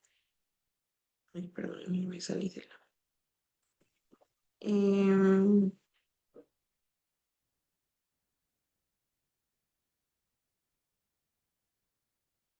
Muy bien. Y, perdón, ¿están viendo ahí mi...? Sí, sí se ve. Bueno, es indispensable construir una teoría del caso sólida, atendiendo a un patrón en el Estado. Las víctimas se enfrentan a un sistema que no les cree y que no está diseñado para pensar en sus necesidades. Y este va a ser un problema constante en temas de violencia sexual, porque, como ha señalado la Corte Interamericana, la violencia sexual en realidad es un delito que frecuentemente ocurre en la intimidad, ¿no? En espacios cerrados, en espacios que no tienen cámaras. Entonces, el testimonio de la víctima en estos asuntos va a ser fundamental para poder construir la teoría del caso, y lo que hay que hacer es pensar con base en ese testimonio qué es lo que podemos ofrecer a lo largo del juicio. Entonces, no va a haber una prueba directa, muy probablemente no va a haber una prueba directa del momento del tocamiento o de la agresión sexual o del piropo, o de la frase que le hizo sentir incómoda, no va a haber, porque justamente eso se hace en el momento en el que otras personas no están mirando en muchas ocasiones. Aunque otras personas puedan darse cuenta de otras formas, no va a haber una prueba directa. Bueno, ¿qué hay que hacer? Cuando estamos construyendo la teoría del caso, cuando escuchamos el testimonio y podemos identificar, por ejemplo, que una persona está a ciertas horas con la persona que la agredió, que por ejemplo a cierta hora la llama a su oficina, todo el mundo sabe que la llama a su oficina, bueno, podemos aportar ciertas pruebas sobre que coincide el testimonio con el momento en el que la persona dice que estuvo en la oficina de esa persona, de la persona que la agredió. Entonces, dado que no vamos a tener pruebas directas, el testimonio de la víctima va a ser base para lo que vayamos a denunciar, y a partir de ese testimonio podemos identificar pruebas indiciarias, pruebas directas sobre efectivamente que existió el contacto, que la vieron entrar a la oficina, y utilizar estos estándares que ya existen acerca de la preponderancia del testimonio de la víctima. Exigir, y esto vuelve al punto original que les contaba, ¿no? Como el sistema jurídico como lo conocemos está hecho para responder a las necesidades de ciertas personas. Los hombres en realidad no son víctimas en la misma medida que las mujeres de violencia sexual, aunque claro que existen víctimas de violencia sexual también que son hombres. Entonces, esta idea de la prueba directa, esta idea de que para denunciar un delito es necesario acudir con pruebas que señalen exactamente el momento en el que ocurrió, es un sistema que no está pensado para denunciar violencia sexual. A partir de eso, a partir de hacer una argumentación del derecho a la igualdad y de acceso a la justicia en condiciones de igualdad, es necesario pensar en cómo suplir esos vacíos, digamos. Y eso es algo que hay que mencionarle al juez cuando estamos acudiendo a un proceso, y también que está basado en la obligación de juzgar con perspectiva de género, en este paso que habla de la obligación de mostrar el contexto, por ejemplo. Y a veces el contexto es tan importante que, por ejemplo, en el caso, hablando de temas laborales, ahora es jurisprudencia que una persona no puede ser despedida de su trabajo mientras está embarazada o mientras está en su licencia de maternidad. ¿Por qué sucedió esto? Porque incluso si tiene una renuncia firmada. ¿Por qué sucedió esto? Porque llegaron varios casos a la corte en los que una mujer que estaba embarazada, sabiendo que estaba embarazada y habiéndoselo dicho a la persona empleadora, firmaba su renuncia. Y entonces las mujeres acudían a juicio y decían, yo firmé mi renuncia porque esta persona me estaba obligando a firmar, no porque yo quisiera firmar. Y lo que decían las mujeres era algo bastante lógico. ¿Por qué yo firmaría mi renuncia en el momento en el que estoy embarazada si ese trabajo me garantiza acceso a la salud? Y lo que la corte dice, claro, pues, o sea, no te puedo exigir una prueba de que te están obligando porque no existe, porque no va a haber un mensaje de WhatsApp en el que le digan, te estoy obligando a firmar tu renuncia. pero sí hay un razonamiento lógico de por qué una persona que requiere acceso a la salud va a hacer algo así, ¿no? Y entonces a partir como de entender, bueno, y la Corte además utiliza datos acerca de la discriminación laboral a personas embarazadas. Y ahí fue donde, por ejemplo, el contexto jugó un papel muy importante. Bueno, un problema que puede parecer neutro, una persona ya firmó su renuncia y luego dice que esa renuncia no la firmó voluntariamente, se vuelve un tema de género. ¿Por qué una persona que puede tener acceso a servicios de salud a partir de un trabajo firmaría una renuncia en ese momento? No tiene sentido, ¿no? Entonces, a partir de juzgar con perspectiva de género, en esos casos, la Corte decidió que incluso si tienes una renuncia firmada, esa renuncia no va a ser válida, como una forma de proteger específicamente, además con un componente específico de protección de niñas, niños y adolescentes, ¿no? Que cuando una niña nazca, o niña nazca, no tenga, pues eso, tenga acceso a lo mínimo básico para su subsistencia. Bueno, algunos pasos que platicaban en el manual sobre antes de la denuncia.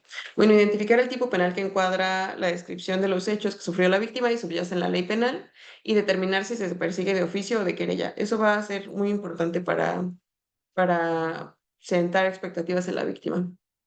Luego, localizar la agencia del Ministerio Público o Fiscalía Especializada, de Fuero Federal o la subdelegación de la Fiscalía General de la República más cercanas al domicilio de la víctima para acompañarla a denunciar. En la medida de lo posible va a ser súper importante hacer las cosas lo más fáciles posibles, porque como ya les contaba y ya muchos de ustedes seguro saben, pasar por un proceso de denuncia va a ser muy desgastante, va a requerir muchos recursos, entonces en todo momento, como cuando sea posible, buscar que no sean traslados innecesarios, lo que les decía como de la economía en el testimonio de la víctima, en la medida de lo posible, anotar las cosas, ¿no? Poder hacer la teoría del caso con toda la información que tenemos, en lugar de solicitar repeticiones constantes que terminan por revictimizar. Luego acudir con la víctima al Ministerio Público y tener preparado un acordeón que contenga la información sistematizada a partir de la entrevista que se realizó. La información mínima a recopilar en estos casos es el testimonio de la víctima, los datos posibles de identificación del sujeto activo que incurrió en el delito. Habrá casos en los que no, pero los números nos muestran además que muchas de las personas que cometen estas agresiones son personas de la propia familia o de la comunidad, entonces, pues seguramente habrá datos de identificación. ¿En qué consistió la acción u omisión? ¿Quién afectó además a quién afectó además de la víctima? En el caso de que, por ejemplo, haya niñas, niños o adolescentes que fueron afectados, o otras personas de la comunidad o de la familia. Si existían situaciones de violencia previas o es un caso único o instantáneo, esto va a ser súper importante y ahorita vamos a ver un caso en el que esto fue súper relevante. Identificar si existen posibles testigos y si son identificables, lo que les hablaba como de si no hay pruebas directas, qué podemos aportar al juez. Y el juez también, en el caso penal es un poco más complicado porque hay como esta cosa de la duda razonable, ¿no? Pero en otras materias hay una libertad probatoria muy amplia. Por ejemplo, en materia familiar para probar violencia, el juez tiene la obligación de eso, de incluso participar activamente para la protección de niñas, niños o adolescentes o para juzgar con perspectiva de género. E incluso el juez o jueza puede solicitar algunos datos que considere necesarios a partir de su obligación de juzgar con perspectiva de género. Y bueno, durante la denuncia es importante preparar a la víctima con la toma de testimonios. Ideal sería que el trato con el personal ministerial lo tenga la abogada o abogado de la víctima, aunque a veces se va a solicitar que relaten los hechos directamente a la autoridad. Se recomienda solicitar interponer la denuncia por escrito y que sea la abogada o abogado quien llene el formulario y quien proporcione los detalles para la representación de la víctima. Y en el momento de la denuncia se pueden solicitar medidas de protección al Ministerio Público. También es importante saber que las medidas de protección no dependen de que la denuncia prosiga. O sea, una persona puede solicitar medidas de protección incluso si no termina acudiendo al proceso penal. Esas medidas van a ser temporales, sí, pero en muchos casos van a ser indispensables para salvaguardar la integridad de la víctima. Bueno, el Ministerio Público debe de brindar copia de la constancia de denuncia y la persona que está acompañando debe solicitar las copias de la carpeta de investigación y el número de identificación, anotar y compartir con la víctima los nombres de los agentes del Ministerio Público que les atendieron. Y como paso 7, brindar referencia a otros servicios de atención de acuerdo con las necesidades de la víctima. Una defensa efectiva va a depender sí de la capacidad técnica. Es muy importante como saber si tenemos esa especialización, ser sinceras con la víctima acerca de las expectativas en el acompañamiento, pero también de recursos suficientes y del tiempo adecuado para atender el caso. Que especialmente cuando se trata de defensas de oficio, pues este es un problema muy grande, ¿no? No tenemos suficientes defensoras y defensores públicos para atender un caso diligentemente, especialmente por el tiempo que se les puede asignar, pero eso va a ser fundamental y va a ser muy importante también cuando las mujeres, por ejemplo, bueno, en general cuando hay temas de violencia de género, pero cuando las mujeres eh, acuden al proceso como acusadas, ¿no? Vamos a ver que en muchos casos de violencia familiar terminan traduciéndose en mujeres siendo acusadas de delitos y la importancia de una defensa preparada técnicamente en casos de perspectiva de género va a ser fundamental. Y bueno, la victimización secundaria se refiere a un patrón en el que la víctima de abuso o de la delincuencia tiene una tendencia significativamente mayor a ser víctima nuevamente. Hay muchos casos horribles de mujeres que fueron violadas y acudiendo a la atención médica necesaria para atender este suceso, fueron violadas nuevamente, por ejemplo. Entonces, desde eso, pero también a la repetición innecesaria de los hechos, al cuestionamiento constante sobre su forma de vida, lo que pasó en Campo Algodonero, por ejemplo, ¿no? Que lo primero que las madres recibieron como respuesta de la autoridad es que las hijas eran unas voladas y que se habían ido con los novios. Bueno, eso también cuenta como victimización, ¿no? El hecho victimizante inicial es que la persona desapareció y luego que las autoridades adoptan una actitud de incredulidad o de falta de respeto a las víctimas. Es fundamental evitar preguntas innecesarias que desgasten el vínculo de confianza con la persona que acompañamos. ¿Esto qué significa? Bueno, tampoco a nosotras nos corresponde averiguar el modo de vida de la persona, ¿no? Vamos a hacer las preguntas y por eso va a ser muy importante tener en cuenta siempre la pregunta, ¿qué es lo que estamos buscando? ¿Qué es lo importante en este caso? ¿Qué no va a ser importante? La actividad sexual previa de la víctima con otras personas no va a ser importante. Las preferencias sexuales de esa persona no va a ser importante. ¿Cuántas parejas tuvo antes? Todas esas preguntas que están dirigidas a desprestigiar a una persona a partir de sus prácticas sexuales, por ejemplo, son absolutamente innecesarias porque no van a aportar nada ni a la defensa de la persona imputada, porque incluso si la persona imputada está siendo defendida a partir de esos argumentos que no tienen nada que ver con el hecho victimizante, lo que se puede hacer es denunciar ese tipo de preguntas, ¿no? Oponerse a que esas preguntas se contesten. Y acá es muy importante recordar que tenemos un derecho penal de acto y no de autor, ¿no? Y que funciona en ambos sentidos. O sea, no, lo que se está preguntando en el proceso penal no es quién viene al juicio. Lo que se está preguntando es el hecho delictivo sucedió y cuáles son las consecuencias de ese hecho delictivo. Entonces, no se trata de quién es la víctima y quién es el agresor. No se trata de eso para definir si hubo un delito o no. O sea, para el daño, para determinar cuál va a ser la reparación, cuáles son las medidas adecuadas, va a ser relevante esa pregunta, pero no para determinar si el daño debe ser perseguido por el Estado o no. Bueno, es posible solicitar que la persona que atienda, todo el personal médico y psicológico sea del mismo sexo de la persona solicitante. Y es muy importante mantener una comunicación empática, evitar la repetición, mantener un consentimiento informado, confidencialidad y enfoque psicosocial. Las pláticas previas para la persona que acompañamos van a ser indispensables para mantener la relación y fijar expectativas realistas.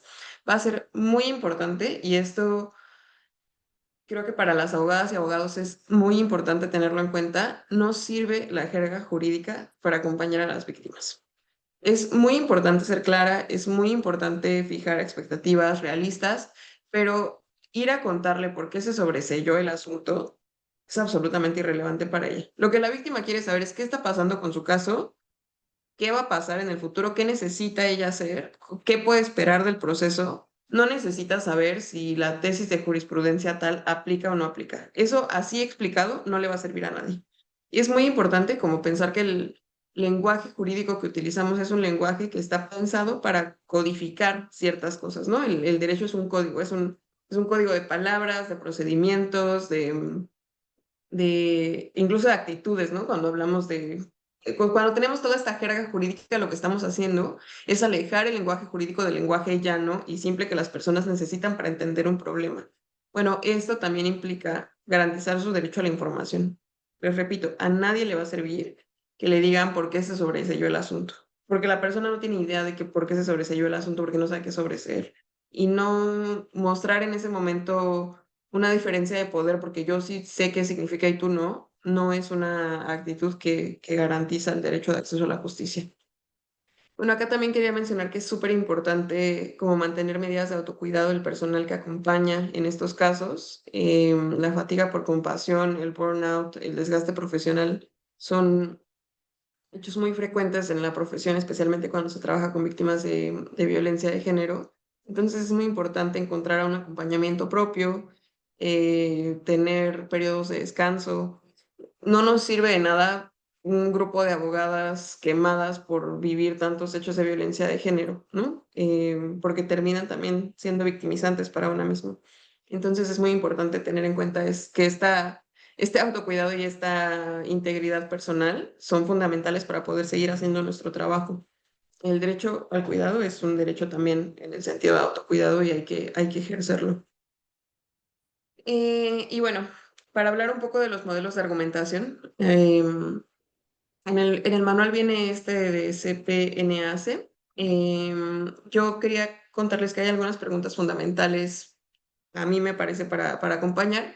¿Cuáles son los hechos jurídicamente relevantes? Como ya vimos en los casos que fuimos platicando durante este rato, esto va a ser muy importante para construir la teoría del caso. ¿Qué es lo que estoy buscando? ¿Cuál es la mejor vía para buscarlo? ¿Qué es lo que estoy buscando a partir de lo que estoy hablando con la víctima? No es qué es lo que estoy buscando yo como abogada, qué es lo que yo creo que sería lo mejor en este caso, qué es lo que yo creo que le podría ayudar a la víctima, no. La víctima es una persona que está ahí al lado de nosotras, probablemente, que podemos hablar con ella en cualquier momento y preguntarle qué es lo que tú quieres, qué es lo que crees que te haría sentir mejor, ¿no? A veces hay daños que no se van a reparar, pero sí que podemos ayudar por alguna vía a buscar. Entonces, si es una reparación económica, bueno, no es a mí a quien le corresponde juzgar si eso vale tanto o poco dinero, si eso vale dinero, si sería mejor que se fuera a la cárcel. Esa es una pregunta que no me corresponde a mí porque yo no sufrí la agresión. Lo que a mí me corresponde es escuchar lo que la otra persona quiere y buscar el mejor método para que, bueno, sentar expectativas claras. O sea, si hay posibilidad de acceso a cierto tipo de reparaciones, hay que ser muy claras sobre eso, pero no me corresponde a mí decidir si está bien o mal. Claro, nuestra obligación también parte de brindar información adecuada, pero también pues, de ser éticas en nuestras decisiones, explicar claramente lo que está permitido y no por la ley. Eso también es importante. Mis afirmaciones son relevantes para el caso porque contribuyen a la construcción de mi teoría. Tengo pruebas suficientes para sostenerlas. Si no las tengo, puedo conseguirlas. En muchos casos de violencia sexual, lo que va a pasar es que la persona que tiene acceso a las pruebas va a ser el agresor. Y entonces, porque, por ejemplo, sucedió adentro de la empresa, sucedió adentro de cierto lugar que es propiedad de de la persona agresora o de una persona que está relacionada con esa persona agresora. Bueno, ¿qué hay que hacer? Buscar cómo el juez puede ordenar conseguir esa prueba.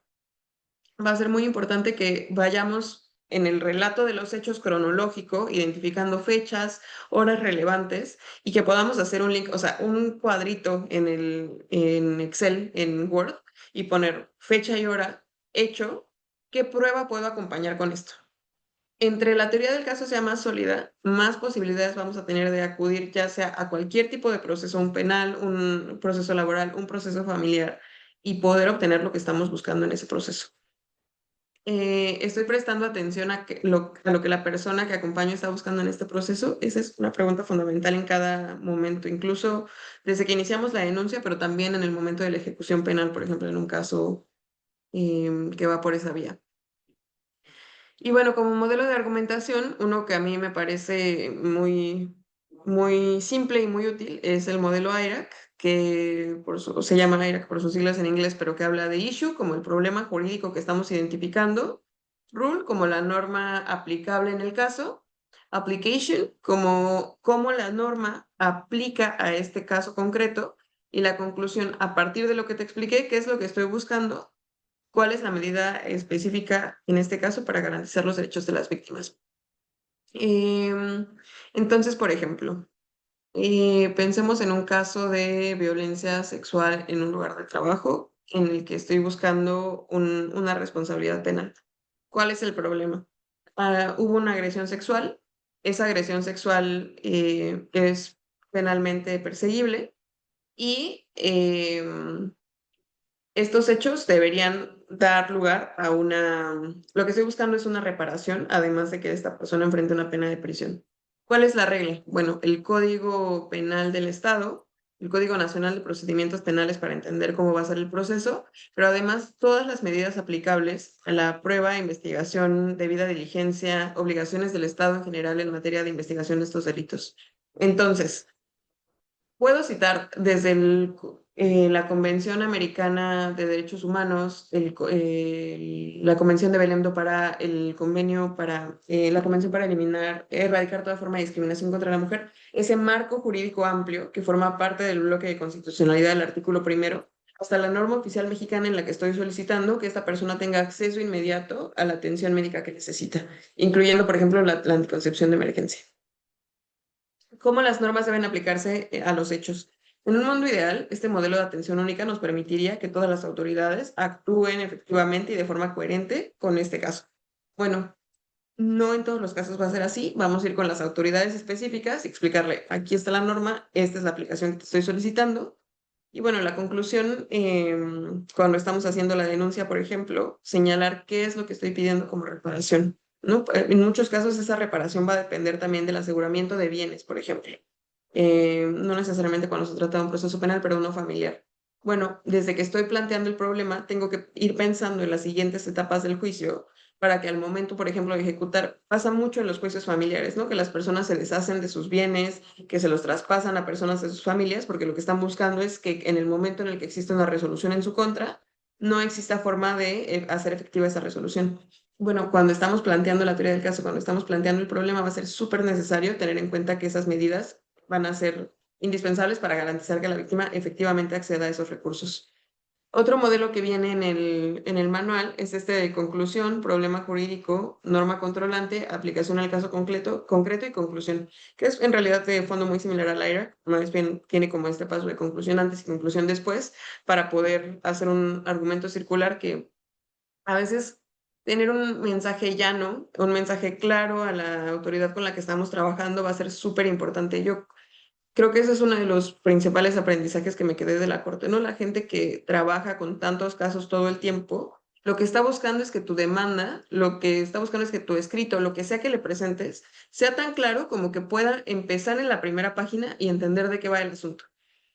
Citar un montón de jurisprudencias en el texto, citar manuales, protocolos, todo eso no le va a ayudar a la persona que está juzgando, a la persona que está viendo el caso, a entender qué es lo que quieres. Lo que necesitas hacer es una argumentación que permita entender de qué va el caso, qué es lo que estás buscando y cómo estás probando que tú tienes derecho a esta solicitud.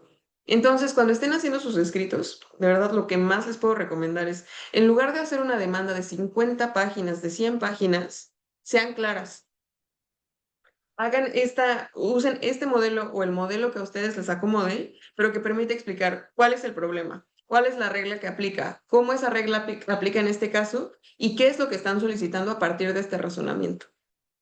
De verdad que este va a ser o sea, si algo pueden tomar de esta sesión, esto es lo que más les recomiendo porque en la corte, por ejemplo, nos enfrentábamos todo el tiempo a demandas que eran largas, largas, largas.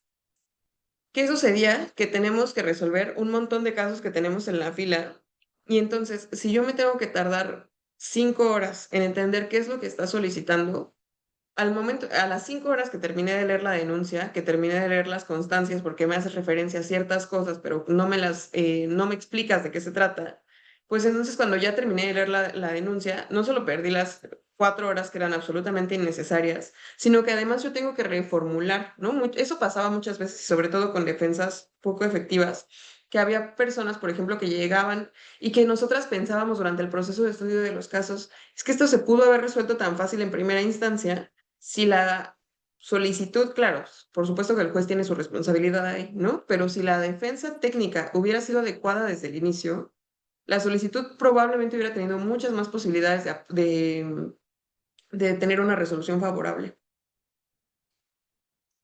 Y bueno, miren, acá les quiero contar, este caso es un caso que acompaña hace algunos años y que me parece muy ejemplificativo de cómo construir una teoría del caso adecuada va a ser fundamental para tener una resolución favorable. Bueno, el caso de NAPS para como protección a sus datos es que ella era una mujer de 21 años que tenía 3 hijos. Vivía con uno de sus hijos, que tenía 2 años en ese momento, y con su pareja. Su pareja no era papá de sus hijos, pero era quien se encargaba del cuidado del niño más pequeño porque NAPS se iba a trabajar a un mercado. Un día, ella llega a la casa a la hora que más o menos llegaba siempre, aproximadamente a las 7 de la tarde, de la noche. Llega y encuentra al niño recostado sobre la cama y ella se da cuenta de que tiene los labios morados, está frío y tiene los dedos morados, como signos claros de que no respiraba, ¿no? Trata de reanimarlo, no lo logra y se lo trata de llevar al doctor. En el momento en el que su pareja se da cuenta de que se lo está llevando al doctor, le dice, yo lo maté, si te vas, te voy a matar como lo maté a él. Ella decide quedarse en ese momento. Más tarde, unas horas más tarde, cuando se hace más noche, él le dice, vamos a tirarlo a un canal. Lo tiran en un vaso regulador en Xochimilco. Y ella al día siguiente, cuando es su turno de ir al trabajo, ella dice que va a trabajar y en lugar de ir a trabajar va con su mamá y le pide a su mamá que la acompañe a denunciar. Va a denunciar, les dice a las personas les dice lo que sucedió, pero no toda la información de lo que sucedió. Les dice, mi pareja mató a mi hijo, y lo fue a tirar a un canal. La policía atiende su denuncia, va a buscar el cuerpo, lo encuentra y le pide que los lleve con la persona que está acusando del homicidio. Hasta acá quiero preguntarles, ¿cuál es el delito en este caso? ¿Qué es lo que está pasando en este caso?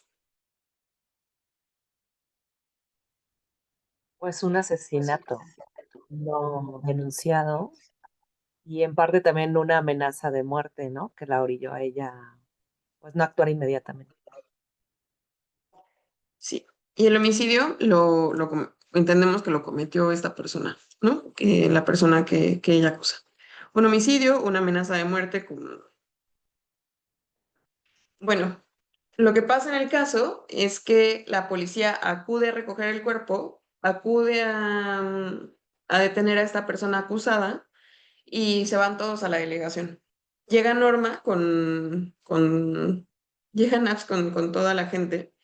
em, Y cuando ella está solicitando irse, le dicen que no se puede ir, que ella también está vinculada, en ese momento tiene varios años ese caso, que está siendo investigada por el delito de homicidio en razón de parentesco, porque a partir del artículo 16 del Código Penal del Distrito Federal hay un delito, bueno, hay una modalidad del delito de comisión por omisión, y que ella, como garante del bien jurídico tutelado, no haber impedido el homicidio, es cómplice del homicidio. Y aquí empieza así una historia de terror. Bueno, ya les dije, ella tenía 21 años. Su hijo más pequeño tenía 2 años, la siguiente niña tenía 3 años y el niño más grande tenía 5 años en ese momento. 6 años. Sí, 6 años. Lo que quiere decir que ella había tenido a su primer hijo a los 15 años, más o menos, ¿no? Y estaba casada además con una persona de la que ya no con la que ya no estaba en ese momento, pero que era casi 20 años más grande que ella cuando empezaron la relación. Bueno, estos datos, ¿para qué serían relevantes, por ejemplo? Bueno, y otra cosa que ella dice durante la declaración es que la pareja con la que ella estaba llevaba muchos años ejerciendo violencia familiar en su contra y que en el momento, y ella habla de esta amenaza de muerte que había sufrido. Pues A ver, para no sé. demostrar la inocencia de ella, porque ella es víctima, comprobar que ella es una víctima, porque estaba pasando por un ciclo de violencia en donde también la violencia psicológica y el poder que ejercía la pareja sobre ella, perdón, influye, ¿no? En cómo ella actúa en ese momento. Sí, O- y por ejemplo, en Perdón, relación perdón, con... perdón, maestra.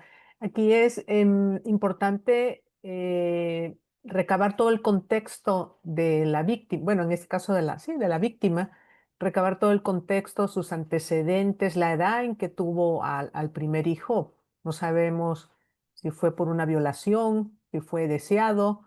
O sea, irse hacia atrás, ¿no? Conocer todo el contexto de la víctima, cómo es que llegó a tener 3 hijos, digo, el primero a los 15 años, que no olvidemos que desafortunadamente a esta edad la mayoría son por casos de violación. Al Claro, de menos acá en abuso y el estado de prepotencia Veracruz, incluso, esas ¿no? son las estadísticas que tenemos, perdón. Sí, claro. En relación, por ejemplo, con la acusación que le hacen a ella, bueno, la acusación que le hacen a ella acerca de haber participado en el homicidio es porque encuentran, como les decía, el niño lo dejaron en el vaso regulador y cuando hacen el peritaje para identificar la hora de muerte, lo que dice el peritaje es que el niño murió entre 5 y 12 horas antes de haberlo encontrado. Entonces, lo que sucede es que la ventana de tiempo entre que lo encuentran y murió puede coincidir con la hora en la que Norma llegó a la casa. Lo que dice la autoridad es, bueno, cuando tú llegaste, el niño todavía estaba vivo, porque el peritaje, que tenía ese rango de tiempo además inmenso y es el único peritaje en el caso que tenía datos sobre la hora de muerte del niño, es el peritaje te ubica en el lugar de los hechos. Entonces, tú podías prestar auxilio y no lo prestaste. Como defensa de Norma, ¿qué hubieran ustedes dicho al respecto?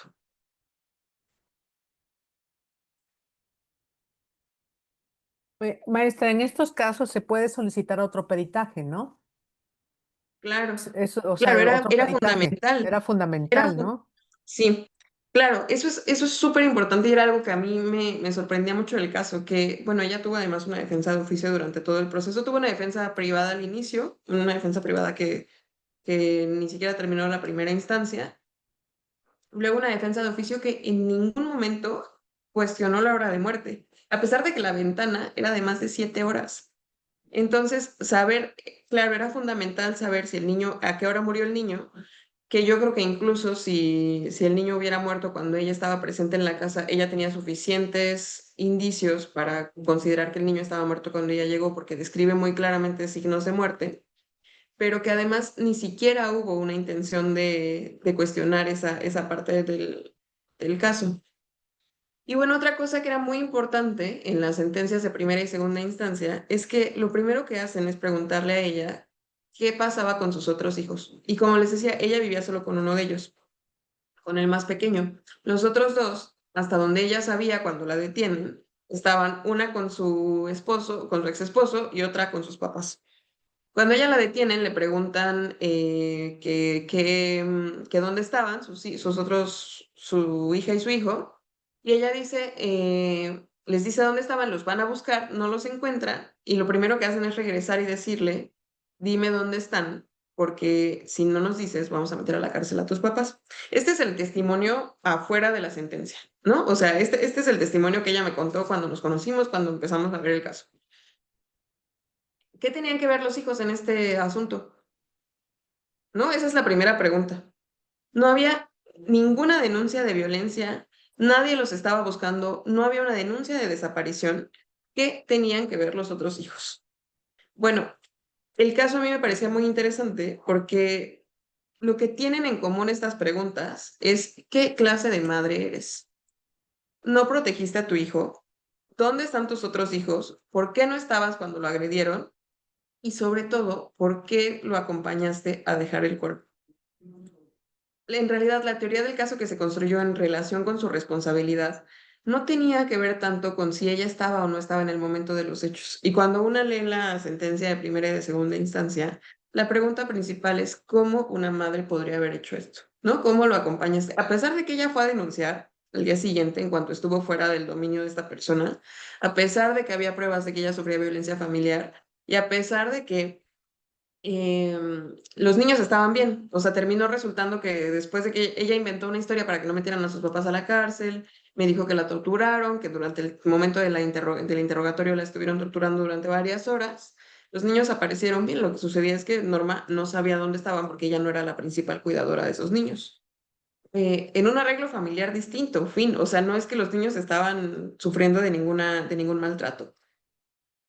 Bueno, el caso lo conocí yo 8 años después de que ella había sido sentenciada a prisión. Había sido sentenciada a 20 años por el delito de homicidio en razón de parentesco, en comisión por omisión, precisamente por esta interpretación del garante del bien jurídico tutelado. ¿Qué significa ser garante del bien jurídico tutelado? Bueno, que tú tienes la posibilidad, no solo que tienes una relación específica con esa persona que está siendo lastimada, sino que un delito de comisión por omisión implica que tú tienes la posibilidad de impedir el daño al bien jurídico tutelado, en este caso la vida.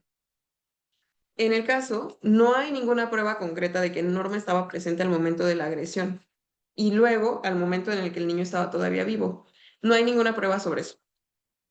Que en materia penal hubiera sido súper importante, ¿no? O sea, en materia penal no se puede basar una resolución en indicios puramente, sino en un razonamiento lógico de las pruebas que no deje lugar a una duda razonable.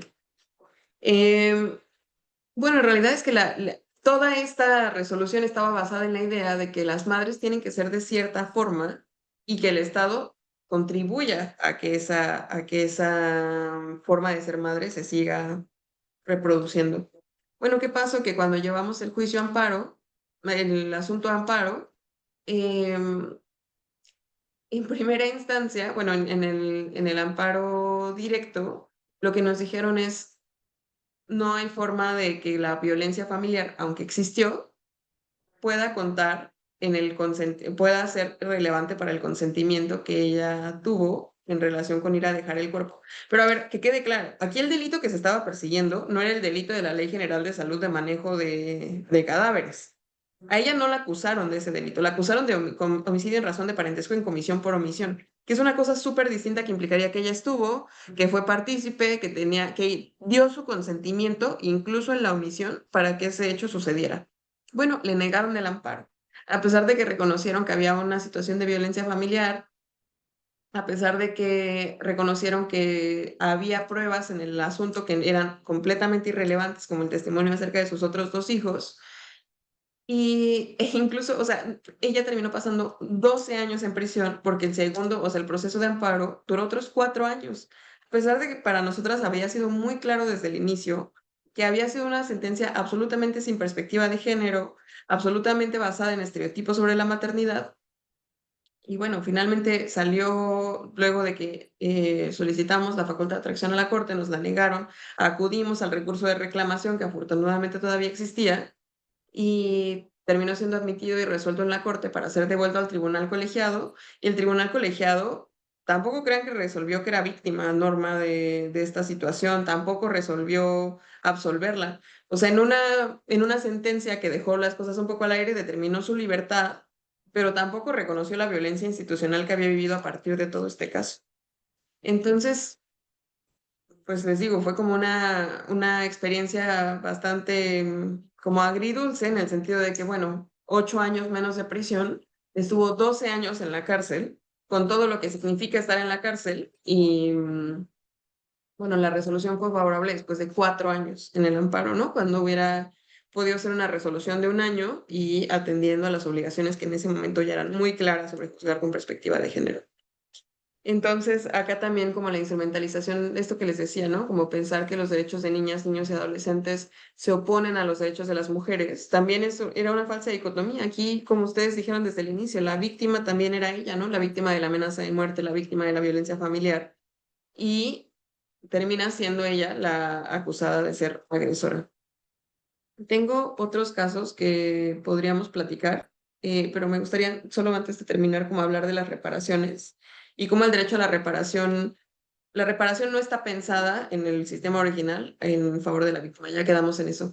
Pero, por ejemplo, a partir de casos como el derecho al aborto, sí se ha reconocido que el amparo puede ir más allá del carácter restitutorio, ¿no? Ya no se trata solamente de volver las cosas a su estado original, sino de buscar que esas cosas no se repitan a partir de garantías de no repetición, por ejemplo, de reparaciones integrales. El caso de María en el amparo en revisión 550-2022 es el caso de una mujer de 16 años que cuando supo que estaba embarazada trató de acudir a un servicio de aborto. Ella padecía depresión grave. A los 15 años ya tenía complicaciones de salud y tuvo preeclampsia en su primer embarazo. Y la Corte resuelve en este caso que la pretensión de María era que se le practicara la interrupción del embarazo que cursaba con la finalidad de salvaguardar y restablecer su estado de salud física y mental. María buscaba una resolución favorable, cada día de postergación de su solicitud aumentaba el riesgo y la posibilidad de secuelas. Y acá es donde les decía también que la valoración del daño va a ser súper importante en las reparaciones que solicitemos. Porque acá lo primero que resuelven a María es, tú no puedes acudir al amparo porque el amparo es restitutorio y tu hecho ya sucedió. O sea, ya o acudiste al aborto o no acudiste al aborto, pero para el momento en el que llegaste al amparo, el juzgado ya no podía restituir las cosas al estado anterior. Entonces, la jueza decide, no tienes derecho a acudir al amparo. Bueno, ¿qué dice la Corte? Que justamente como este proceso está pensado para otro tipo de hechos, hay que interpretar con perspectiva de género y el amparo restitutorio no puede ser el único medio para buscar justicia. Y en este caso hay otras vías, ¿no? Y reconoce que ella tiene interés para acudir al amparo y que el hecho victimizante en este caso no solo es la negativa del aborto, sino lo que esa negativa del aborto implicó. Y es acá donde la Corte dice, negar un acceso de salud como este puede constituir tortura. ¿Y para qué sirve decir que algo puede constituir tortura? Pues para buscar una reparación integral, para buscar una reparación a partir de la Ley General de Víctimas de no repetición y para pensar en el hecho victimizante, más allá del hecho concreto de decir no tienes acceso al aborto, sino todo el sufrimiento que eso le ocasionó en su vida. Y habla acá en el 1388 que citan en esa sentencia de entender que ha desaparecido el objeto del juicio cuando se ha practicado la interrupción o el embarazo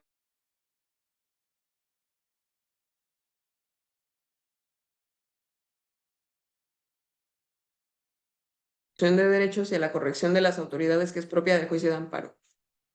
¿Qué quiere decir eso? Los hombres o las personas sin órganos reproductores femeninos no se van a enfrentar a este problema.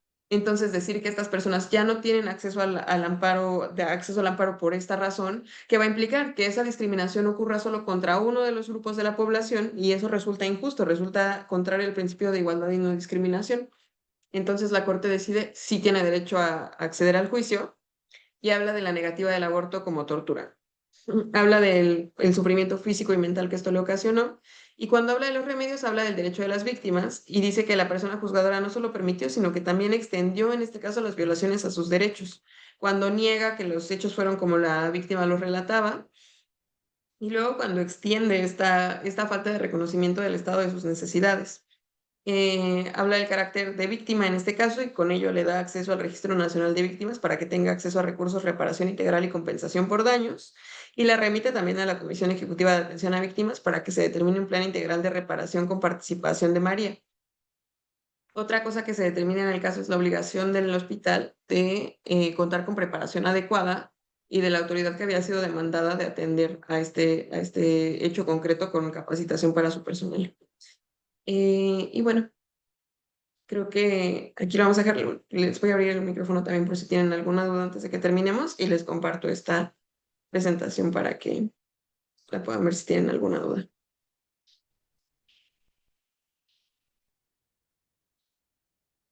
Adelante, Lourdes.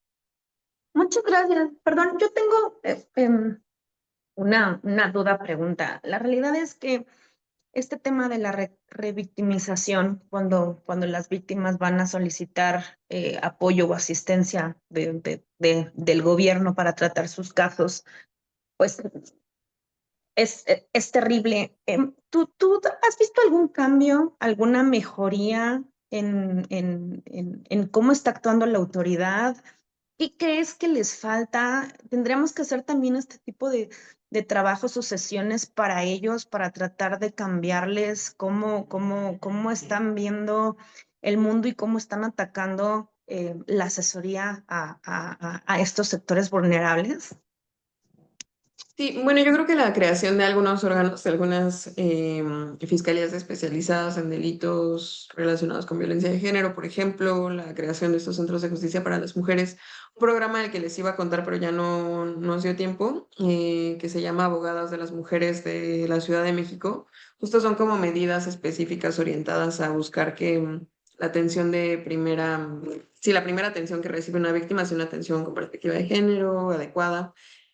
Em, yo creo que depende mucho de invertir recursos, o sea, una política pública sin recursos suficientes no va a ser una política pública exitosa.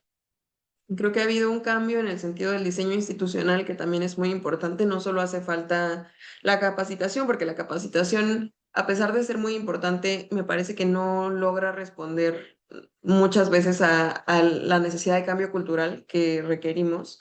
O sea, es muy difícil que un policía que ha vivido toda su vida, un policía de calle que puede recibir una denuncia, que ha vivido toda su vida con ciertos prejuicios y estereotipos de género, cambie por una capacitación de una semana, ¿no? O de un mes, o de un año incluso, ¿no?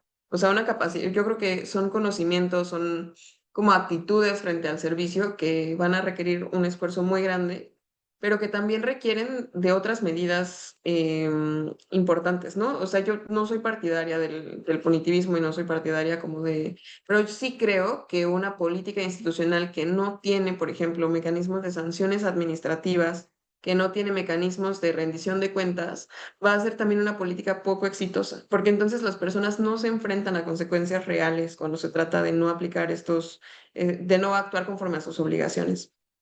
Entonces yo pensaría que, o sea, ha cambiado, me parece que ha cambiado, o sea, sí, sí, probablemente si le preguntas a alguien que litigaba hace 20 años, o incluso yo hace 10 años, o sea, hace algunos años que empecé y que veía algunas actitudes, sí. Lo que a mí me preocupa es que, por ejemplo, la jueza que resolvió en el caso que les contaba de NAPS es una jueza que luego se hizo magistrada de Ciudad de México. Y bueno, su discurso nuevo era perspectiva de género. Y yo pensaba, esta misma persona que hizo una sentencia en la que dijo que por ser una mala madre tenía que irse a la cárcel 20 años, es una persona que ahora usa esas herramientas. Y yo la escuchaba y como que traía mucho este discurso de como el protocolo. O sea, si ese protocolo no termina interiorizándose, no termina efectivamente cuestionando el orden social de género, pues son palabras vacías, ¿no? O sea, sale una resolución como la resolución de amparo que obtuvimos. Claro, hubo violencia familiar, eso no significa que sea una justificante para lo que hizo.